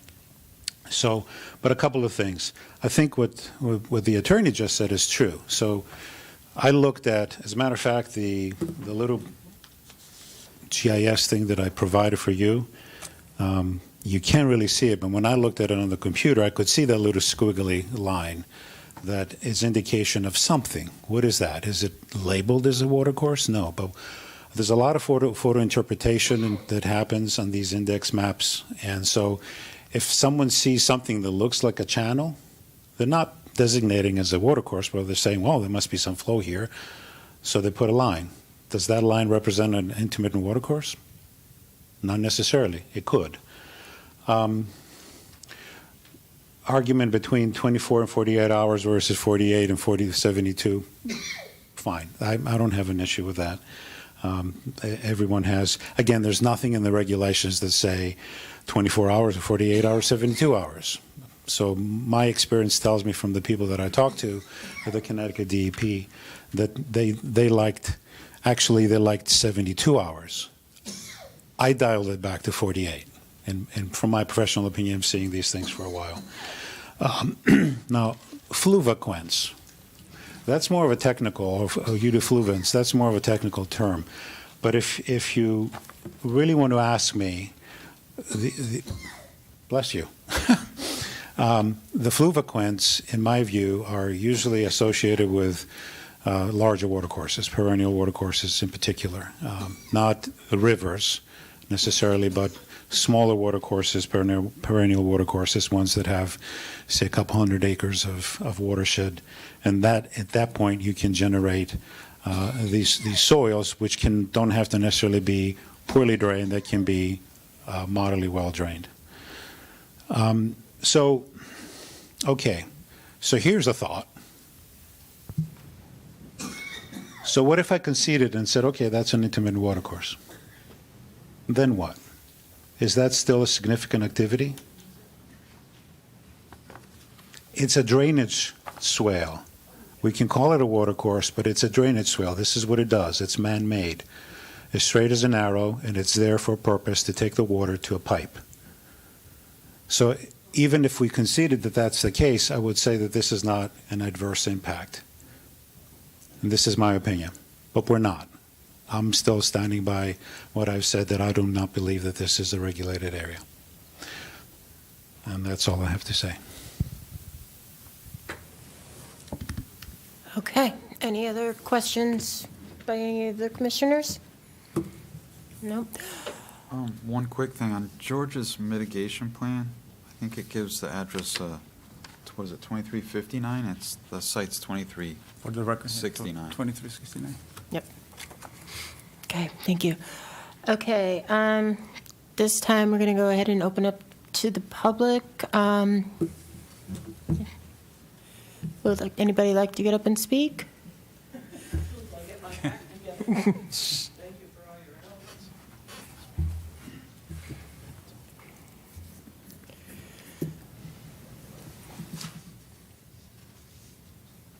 know they're big on soil. I got comments on water, but I also got other comments. You can use the cordless mic if you like also. Right here? You can hear me? Yeah. Oh, Please state your name and address for the record, oh, please. Tony Palazzolo, George Road. Good evening, members of the Open Space and Conservation Commission. I'm here tonight as a citizen after listening to the pre-application presentation of the proposal for 30 units, 5 stories high at 2369 Main Street, across from the Ames Building. I have some comments and questions. The first one is water. You said that the wetlands are in the back and will not be touched.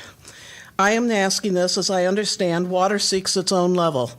There is a small brook that runs on the edge of this property, and I am sure that due to the weather, it has been empty, and it has to empty into somewhere. Perhaps underground, under the Ames property. I found out tonight that that's not true, as it has to go somewhere when it comes down to the sidewalk on the road, and you explained where it goes.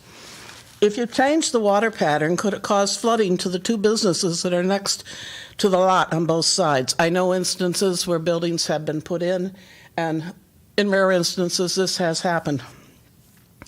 I remember not too long ago, MDC sent out a survey for any drains that we had installed on our homeowners' property since moving in. It was a general survey they were sending out to all the houses.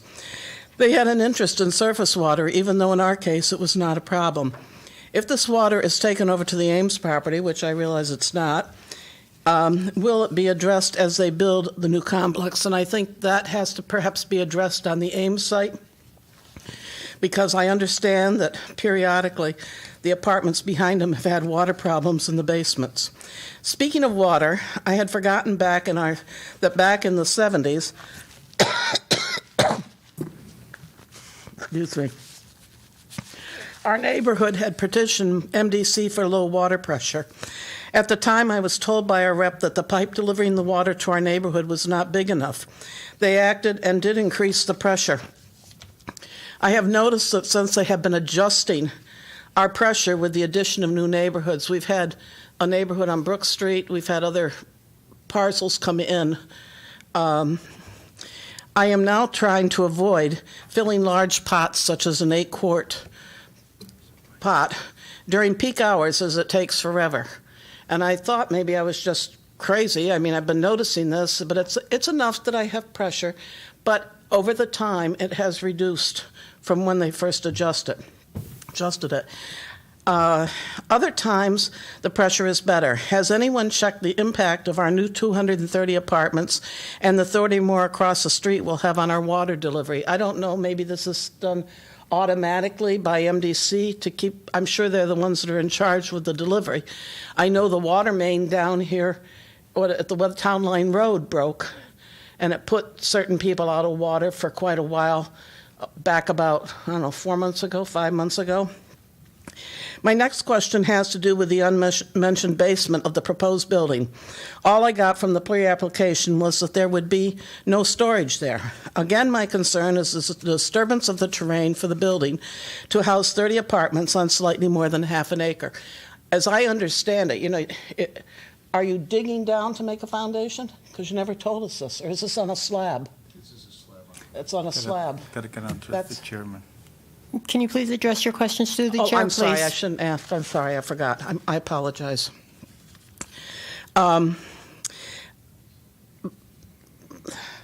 Again, my concern is the disturbance of the terrain for the building to house 30 apartments. How are you going to guarantee that you are not going to change the land with the digging of a basement, which you're not, and hence the flow of water? Will the company or the owner be responsible for damages should they occur? That means flooding after. My next question has to do with endangered species. I know the presenter said there were none on that piece of property. Looking at the map of Natural Diversity Database for Rocky Hill, there are state and federal species located on Grimes Road coming east to Main Street. Elm Street is one line. This property, I wanted to walk it, but I was having a bum leg that day. And I I think this property goes up behind Doc Mosier's house and a couple of other houses on Elm Street.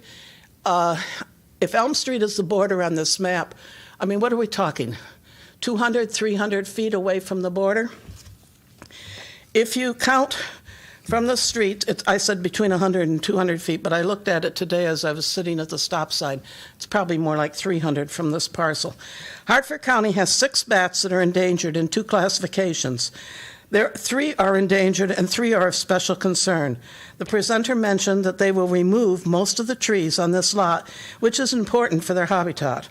It should also be noted that 2 people in the last couple of weeks have mentioned to me that they were very aware there is a small brook and there's water in it. The person's family used to own property in this area.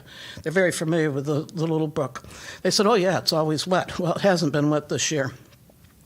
The other person said they were aware of the water because they used to pick up the veterans from the weeds to transport them back to their home, and their shoes always came out very muddy.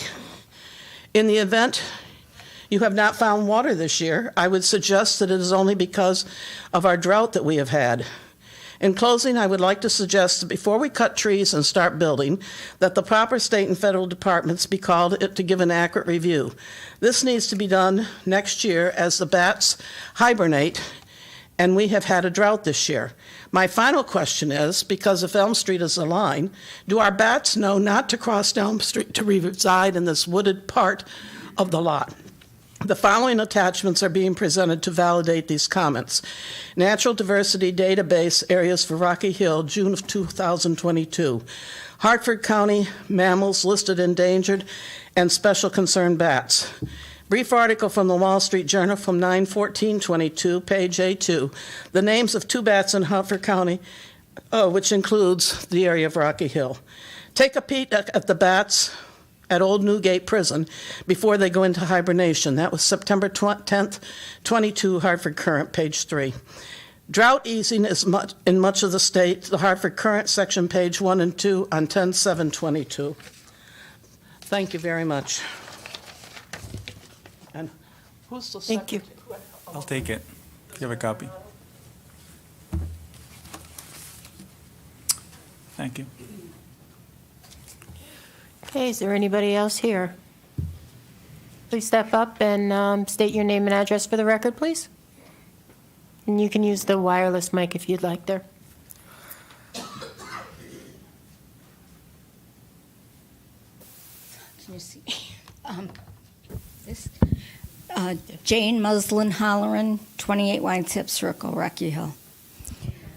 I've lived in this town a long time, and there's been a lot of changes, but the weather has also been very cyclical. And I'm really concerned about the fact that we have buried so many of our brooks and streams, and that now there's nowhere for the water to go when it rains. The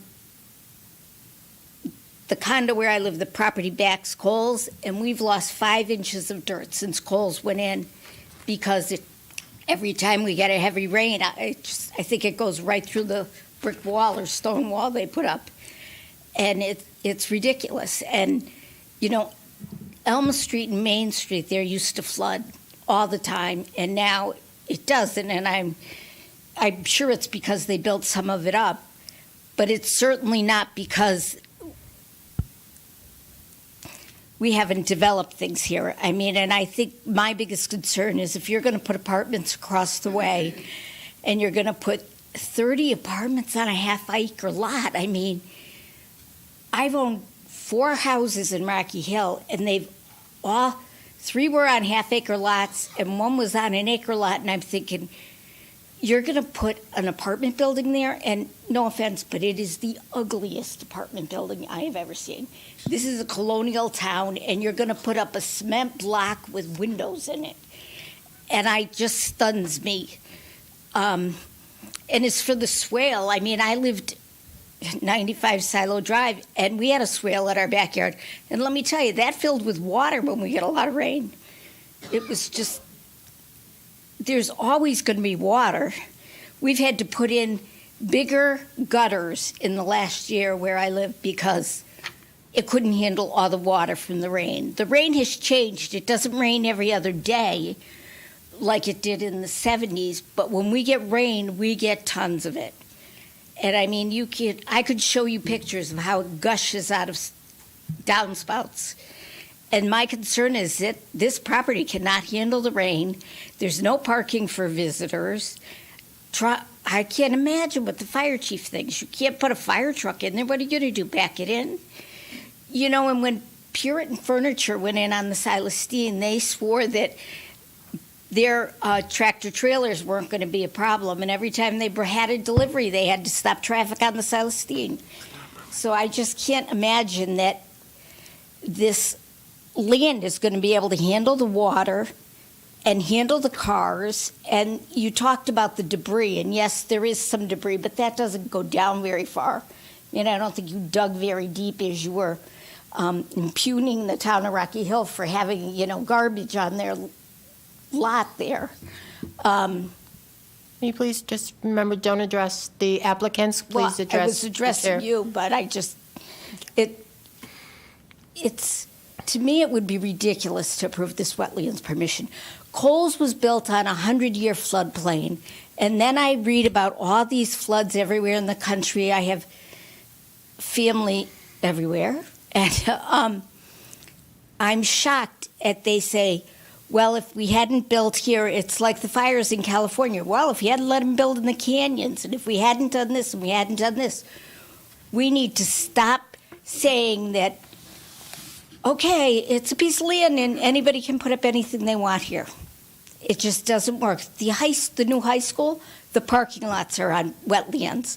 I would like to see a 1970s wetlands map and see how much is gone compared to today. And I think you'll find we had a lot more wetlands to handle it. We have fox and deer that come up from the meadows and go around Coles to the land and end up where we live because there isn't enough places for them anymore. Deer, everything.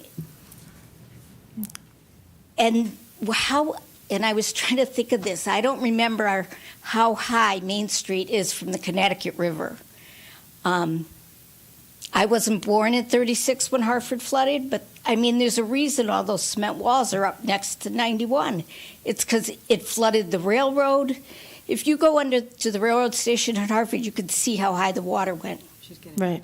Yeah, let's go ahead and keep this on topic, please. Well, it is, because if we have the floods that other places have had, if we have a hurricane, we're going to be in trouble because there's nowhere for the water to go. It doesn't, pick and choose where it wants to go. It goes where it will. Right. And this built on a slab, it is going to flood. So I think you need to do more research, find out more about go back and look at old wetlands plans and see how much we have lost, and I think you'd be very shocked. And the weather is cyclical. I mean, we had a lot of dry weather in the 80s, and then in the 90s we got a lot of rain, and then it's all just of the that way is it goes. being taken into consideration. Well, it doesn't sound like it when they're talking about 2015 and the ground is so much drier now.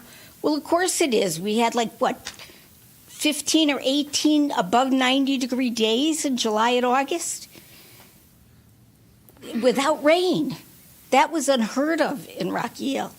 And, there's two sides to Rocky Hill. The side of, for some reason, sometimes the storms comes down and I swear they cross the Putnam Bridge and go to Glastonbury. But then some seem to go west of Gilbert Avenue and the rest will, and sometimes they just go east. Right. We can't control the weather, so thank you. But I mean, that's the way it does. You can't guarantee anything. So, okay, thank you. Please step up, state your name and address for the record, please. Luciano Pastrito, 26 Elm Street. I just recently moved to town, so when I moved in, I bought an older home about over 100 years old. So I was doing a lot of things. I want to fix it up, and I looked into the land survey, and I saw that intermittent waterway on the GIS map. And I'm no scientist or nothing, but it is a clear path of the way the water runs. I mean, leaves fall, everything falls, and you see the direct path. And I mean, if you call it an embankment, I don't know, how deep does the embankment have to be? How high? What type of embank? None of that was ever clarified. So if I could just walk back there, and I'm not a scientist, I could see the waterway. And then when it does rain, I don't know, 0.31 inches if we ever got it. I don't think we got it often, but at a quarter of an inch, the water was flowing. And yeah, it may disappear, but when we do get that heavy rain, and they're talking about not putting a headway because DOT only provided a 12-inch pipe, water doesn't say, I can only go here. It's going to find a way to go, and it's going to serve everybody's property. Who's responsible for that? Because we never had an issue. The water flowed, we don't have an issue. And secondly, approving a building like this, I think you're only enabling people with a lot of money to just come in. What's to stop me to tear down my house, have almost 3/4 of an acre, to just put up a 30-unit building? If they got a half and they can do it, why don't I do it? And then you're going to allow this town to just become like New York City type, close-knit, high-rise apartments? No, I don't think it's right for this town. Thank you. I just want to remind everybody, please, we're here to talk about the inland wetlands and water courseways. Unfortunately, we have we cannot control, it's not in our purview on what type of building is going to be built on this land. That will be handled by planning and zoning. Okay? Thank you. Anybody else?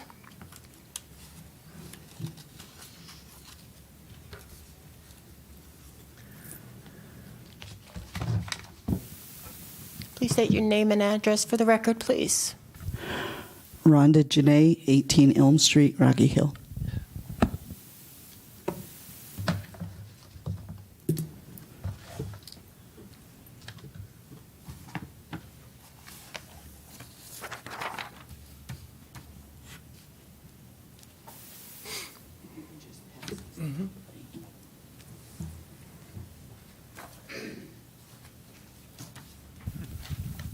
These are just a few pictures that I took of the wildlife on the property.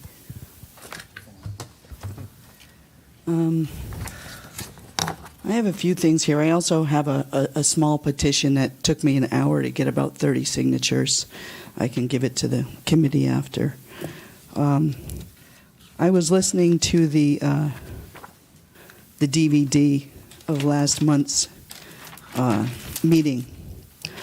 And at 1 hour and 12 minutes, George Logan referred to a small watershed, tight soils. At an hour 26 minutes, he refers to a bunch of the wetlands that's off-site. That would be my property, or included in my property. At 1 hour 27 minutes, he says whatever is coming through the watershed is running this area, and it's running right through it.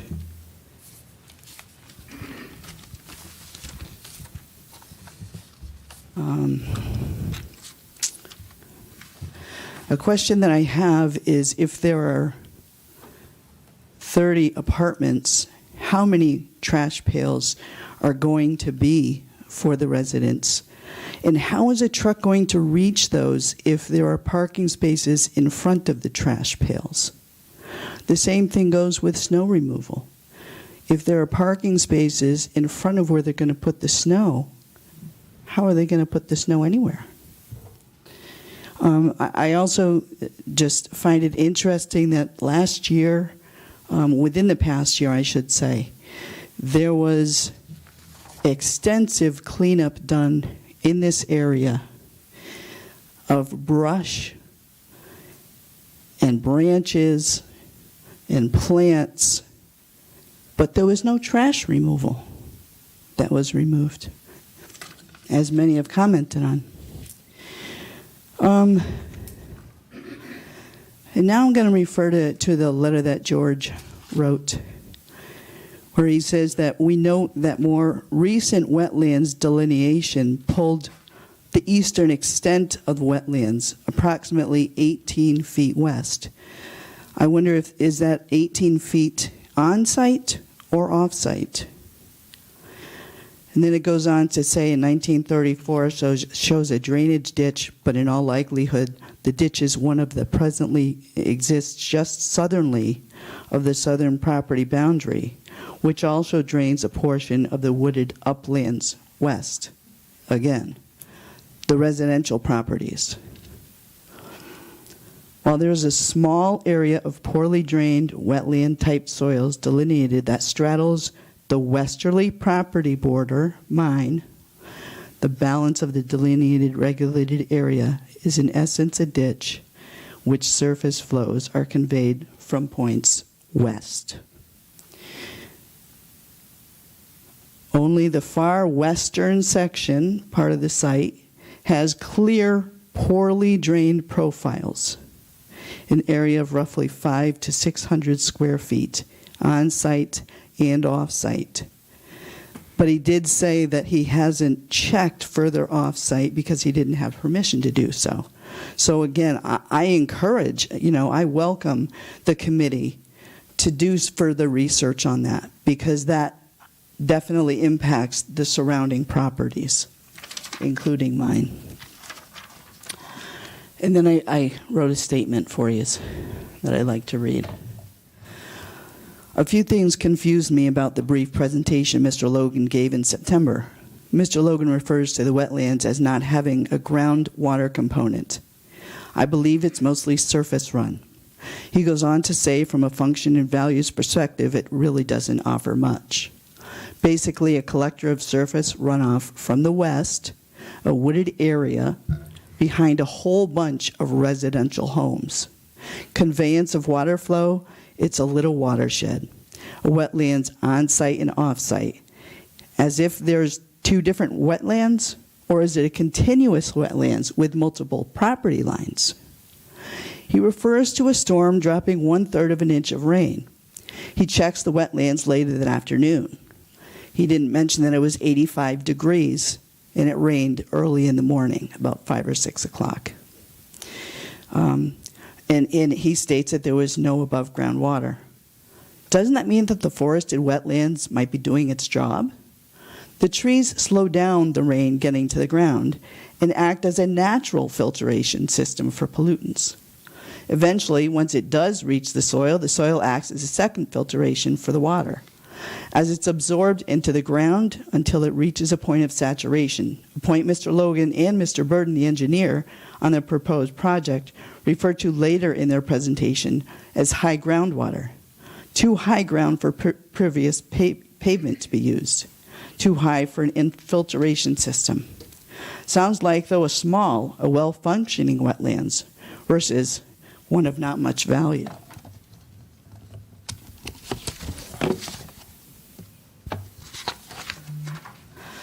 I believe Commissioner Brown, who said it best, that it is not a quality inland wetlands commission. We protect all wetlands. Elm Street, running west to east, is nearly a continuous downhill grade with very few spots of level ground. It continues steadily downhill, crossing Main Street onto Glastonbury Avenue till it reaches the Connecticut River. Water finds its own level. As Mr. Logan clearly states, the only recognizable function of this regulated area is the conveyance of surf flows, especially during and following storm events, for its watershed to the west, which is comprised of the back portions of several residential lots. Though I don't agree with him that this is the only function of this regulated area, this does play an important role to the many residents who reside on those lots. He refers several times to wetlands as being man-influenced, disturbed, been graded. He fails to mention that according to the DEEP, wetlands and watercourses may include areas which have been subject to prior disturbances, such as grading, draining, and filling. So those statements seem like a moot point. For them to say that the wetlands is basically worthless, then say it's too wet to build without huge alterations to their plans and designs, is a contradiction way big for any of us to ignore. They proved by the needs of their alterations how important and functioning this wetlands is. Mr. Logan referred to it as a wooded area behind several homes.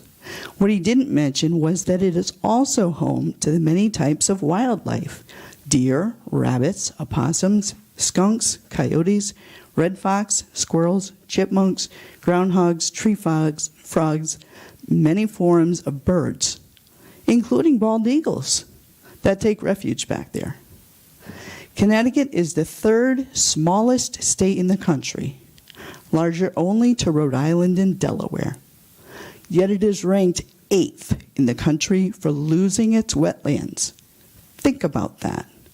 Connecticut is squandering more of its wetlands than 42 other states in this country, all of them larger than Connecticut, mostly to urban development. You may say it's only half an acre. Collectively, wetlands commissions throughout the state have approved so many of these small-scale, only half-an-acre wetlands alterations or fill-ins without looking at the large-scale statewide, which has earned us our ranking. This is our chance to start making a difference in our state. Let's start turning these statistics around and be a leader in preserving what we still have left, rather than continue to move up in the ranks of our wetlands destruction. Precedents will be set with this decision. Other developers will use this decision, either way, as a scale for future development in our town. So we will either preserve our wetlands, and developers will look elsewhere for more appropriate land, or they will literally bulldoze our wetlands into extinction. My family has lived on this land for 112 years. I knew before I bought the property from my stepfather that there were wetlands on the property and my use of the land would be limited because of it. He knew that as well. We respect that.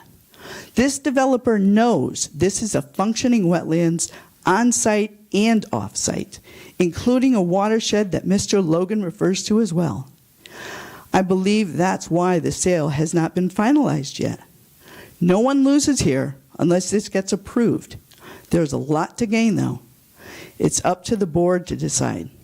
I have lived here for 30 years. Many of the residents have been here as long as well. We have done our part in preserving this wetlands. This commission has been charged with the same responsibility. When I moved into my home, there were 2 busy lanes of traffic in front of my house. Since then, the state has come in twice to widen the road to 4 lanes of traffic.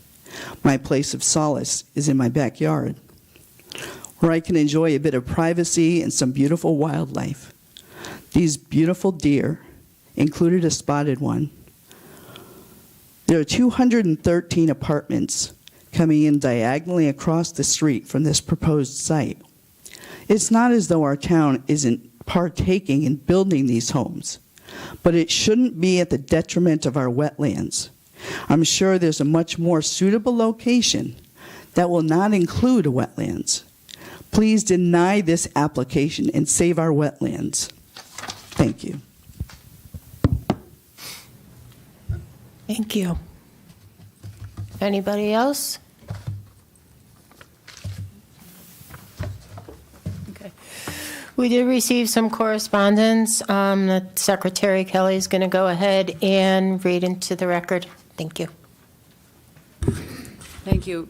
The first comes from Attorney Raymond LaFall of 2270 Silestine Highway. Dear Mr. Alvarado, this office represents 2315 Silestine Highway, LLC, 2301 Silestine Highway, LLC, 2275 Silestine, LLC, 2270 Silestine, LLC, and C&L Realty Incorporated. On behalf of all these property owners, we object to the construction of a 5-story residential building, etc., at 2369 Main Street. This request is completely inappropriate. Commercial zone should be developed for commercial use. We also object to any encroachment upon the wetlands. Sincerely yours, Raymond LaFall. My second letter, or our second letter, is from Michelle Forte. I don't have, okay, yes. This is to Bob Alvarado. Robert, my name is Michelle Forte. I reside at 2360 Main Street, Village Center Condominiums, as owner of Unit 101. As president of the association, I am representing all unit owners on the proposed construction of a 5-story residential building at 2369 Main Street by Vessel Real Estate Holdings, LLC. The proposal for this site will create excessive coverage, which will only further exacerbate the very serious drainage and erosion problems downstream from the site caused by runoff. Already, rainwater runoff that originating from the proposed site cascades through my rear yard. It's serious enough that it has eroded the piling for my rear deck twice, which required them to be rebuilt. The runoff continues to the housing developments to the east of mine, which, as we all know, have experienced serious flooding issues for years. With the Ames apartment complex still in its early stages, it's unclear what impact it will have on the surrounding areas, both in terms of traffic and water flow, until it's completed. It's not fair or prudent to subject us to a potentially worse and more costly burden by adding to an already present storm runoff problem. We are the people that must live and pay for the long-term consequences of the decisions made by this and other commissions. We are the people who must work to support our families and homes. Our concerns revolve around being lucky to break even on a month-to-month basis without the added problems created by more wetlands being negatively impacted by overly ambitious developments for the purpose of squeezing every penny out of a plot of land without concern for those who must bear the consequences. Thank you, Secretary Kelly. Okay. Any rebuttal? Yes, thank you, Madam Chair. Again, for the record, Andrea Gomes, counsel for the applicant. I'm just going to address a couple of the comments that were made, and then I'm going to hand it over to Mr. Bruton and Mr. Logan to speak from their areas of expertise. I'll just remind the Commission, and I say this with, of course, all due respect to members of the public, there were a variety of comments that were made that are simply just not relevant to this Commission's jurisdiction.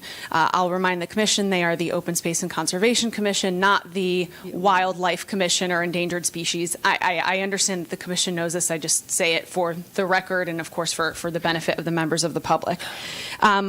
There have also been, I will simply note, and Mr. Logan can certainly explain this better than I can, there's been a lot of talk about how dry this year has been from a flow perspective on site. I'll remind the Commission Mr. Logan's original delineation report, which is in the record, was done in 2015. So we weren't just looking at this year, but I'll also note for the record that Mr. Logan was out on site in September, the day that a 1.5-inch storm happened and viewed no flows. Again, I defer to him. He'll be able to touch on that a little bit better. And so before I hand it over, I'm going to hand it over to Matt to talk about, there's been a lot of concern about flooding on abutting parcels and drainage and just the water, the hydrology of the site. I will also, again, just state that the drainage of the site will be reviewed by the Department of Transportation in connection with the encroachment permit. So keep that in mind, that, and it's an interesting catch-22, DOT won't review our application until we get our land use approval, so we have to get our land use approvals to go to DOT. So that's why we have not done that yet. So I'll hand it over to Matt. Thanks. Let me see if I get this to. It's only let me go in one direction. Hold on. Okay, he showed it up here.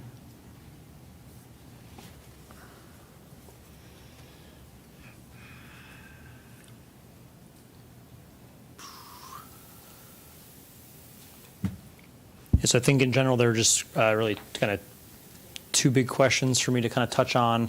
One obviously was related to kind of storm water and water being intermixed. Obviously, MDC provides drinking water, domestic water for use in the building. They are the provider in this area, so it will be up to them about service to the building. It is available in Main Street, so I just want to make sure everyone was clear. I think that kind of conversation moved back and forth between water and storm water. So MDC would be the utility provider for this building. In terms of stormwater, as I mentioned before, we do analyze this. I think it was addressing Mr. Whelan's comments about the size of storms. There was talk about hurricane level events, right? So all the impervious area for this project runs through our system and our detention system. The costly system, the grid that you see here on the plan, has been sized to anywhere from two-year storm, which is typically around that 1-inch line in a 24-hour period, up to a 100-year event, which is around here typically around 7 inches in a 24-hour period. So it's sized for a wide swath of storms. So anything that falls on our pavement, our building, any pavement that we've proposed here flows through our system. That flows then directly out into Main Street. So there's no direct flooding from our pavement to abutting properties, to the street, or across the street. This has been reviewed by the town engineer, and as Ms. Combs said, it'll also be reviewed by DOT. The other aspect of the system is the actual conveyance from the wetlands to Main Street. As I mentioned before, we are continuing that conveyance. So we do have a flared end section and a pipe that continues that. So every abutting property, for the most part, everything is uphill from us. We're at the bottom of this hill. It's a benefit to us that we don't flood out, as there proposed to be residents living on this parcel, and there hasn't been for obviously years. It's been vacant. So we are proposing to convey that flow through our property, despite the development, back to Main Street. The goal is that to be maintained as part of our stormwater management system and a part of our stormwater management report. We also included an operation and maintenance manual to make sure that this continues to flow and continues to work as designed. So we're not proposing any detrimental impact to residential or abutting properties. We obviously want to capture our water, treat it, discharge it, and continue the flow off-site that we can't control, but we do know that flows through our property. We want to continue for that to flow to Main Street. So I'll leave it at that and pass it back. Thank you, Matt. And so one more comment, or one more response rather, Madam Chair, and I believe this gets back to what Commissioner Kelly had asked during the commissioner questions.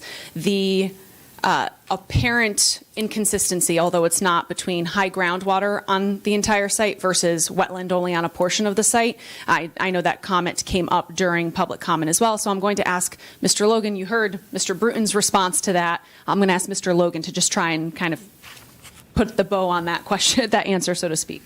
I will certainly try. I was a little confused myself with just the overall thing. But before I get there, I just want to mention this. So the wetland delineation is this line here. So I did not go further up into this lady's property, and there might be wetlands further up, but obviously I can't go delineate off-site. The only reason I went and did this little thing because it was, just off her property, and it looked like it was a closed loop. So this is an isolated closed loop wetland. Now, could there be wetlands further up? There might be, but I wouldn't know. The other thing, as far as groundwater is concerned, so there's two things. When you look at wetlands, obviously we're looking at the soils, and we're looking for indications of seasonal high groundwater table within 20 inches. So that's where the modeling comes in and all those kinds of things. So that's the wetland component. Now, groundwater could be anywhere, and as you've heard indicated here on the site, it was indicated it was at 3.8 feet at some point. Well, we're not looking 3.8 feet. We're just looking at the 20 inches. So this is two different ways of looking at groundwater. I'm looking at it, indications of groundwater, and sometimes I even find the groundwater in the ground because it's there, I can see it.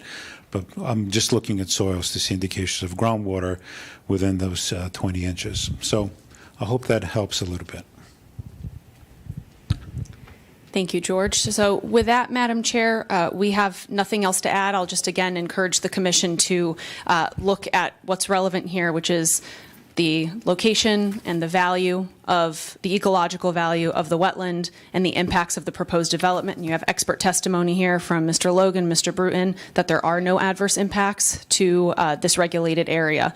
And that's really, again, I mentioned Wetlands 101, and I'll go back to that. With that, we respectfully request approval, but of course, we are here to answer any more questions if the Commission has them. Thank you. Do any commissioners have any additional questions? Other than, I was just curious with the two neighbors that live at the 18 and the 26 houses, after like really heavy rainstorm events in the springtime, what's the duration of flow in that channel behind your house? Like, does it go for more than a day or two after a rainstorm event ends? Yes, please step up to the microphone. Thank you. And then just state your name and address again for me, please, for the record. Again, Rhonda Janae, 18 Elm Street. Thank you. The flow, you can see the brush that it's pushed to the sides of where the water runs through. I don't know how long it runs through there, but it absolutely does run through there as the brush is pushed all the way to the sides. I can't mow my grass sometimes for 3 or 4 days after a rain because there's so much water back there. Okay. Thank you. Any other questions from any other commissioners? Whoops. Nope. Okay, can I get a motion, please? But, Oh, go ahead, Bob, I'm sorry. I was just going to ask, I know that there was something on the table regarding a peer review. Do you feel that a peer review should be done on this? And if so, you can discuss it and see whether or not you'll be going that route, and whether or not, you'll be looking at not just the wetlands, but also the storm drainage system to be looked at, because I know there were some questions regarding the storm drainage system also. Sure. So that's an option that is provided in the regulations to ask for it, if you choose to. And as you know, it's something that we do use. We have used the firm in the past. I believe we still have the firm that we have used in the past on board. So if you would like to go with that option, let us know. Okay. Does anybody want to make a motion? Do we want to go for a peer review for wetlands and stormwater? If so, please make a motion. Yeah, I would make a motion that we have a third-party peer review. I think Melissa was asking about the storm drainage and all that, and then I'm questioning whether part of the drainage swale could be a watercourse, or the whole thing possibly even, Thank you. or some kind of eudifluvents wetland soil. So that would be my motion. I'll second it. Okay. Discussion? All in favor? Aye. Opposed? Opposed? It passes unanimously.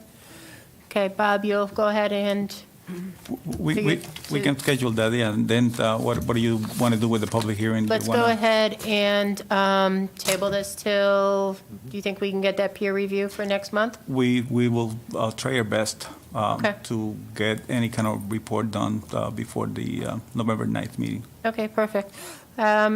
Make a motion to go ahead and table this public hearing till the November 9th meeting? So moved. Thank you. Second. Second, okay. Discussion? All in favor? Aye. Opposed? Nope, passes. We are going to go ahead and table this till next month, to the November 9th meeting, pending the peer review of the wetlands and stormwater. Okay, thank you. Thank you, commissioners. We appreciate your time. Thank you. Okay. Okay, so we have, so we're going to go ahead and applications for permits. Both items have been tabled. So let's go ahead and move on to actions taken, minutes presented for approval for the August 17th, September 14th, and October 6th, 2022 meetings. Do I have a motion? Motion to approve the minutes for the meetings, as you just stated. Okay, second. Second. Okay, discussion. Go ahead. Madam Chairman, I just have let's see, this is for Hey, Rhonda, you have a copy of that? September 14th. The top of page, well, third paragraph on page 6. Commissioner O'Connor asked if there was any consideration of using, here it says impervious, and I'm sure we meant pervious pavement. Okay. That's, Yep. I'm sure that's what you meant. Yep. That's my comment on that, thank you. Okay, thank you. Okay. All in favor? Aye. Aye. Opposed? No? Okay, passes. Okay, discussion. Plan of conservation and development. Do you have anything to report? I do, if I could find my papers. It's okay, take your time.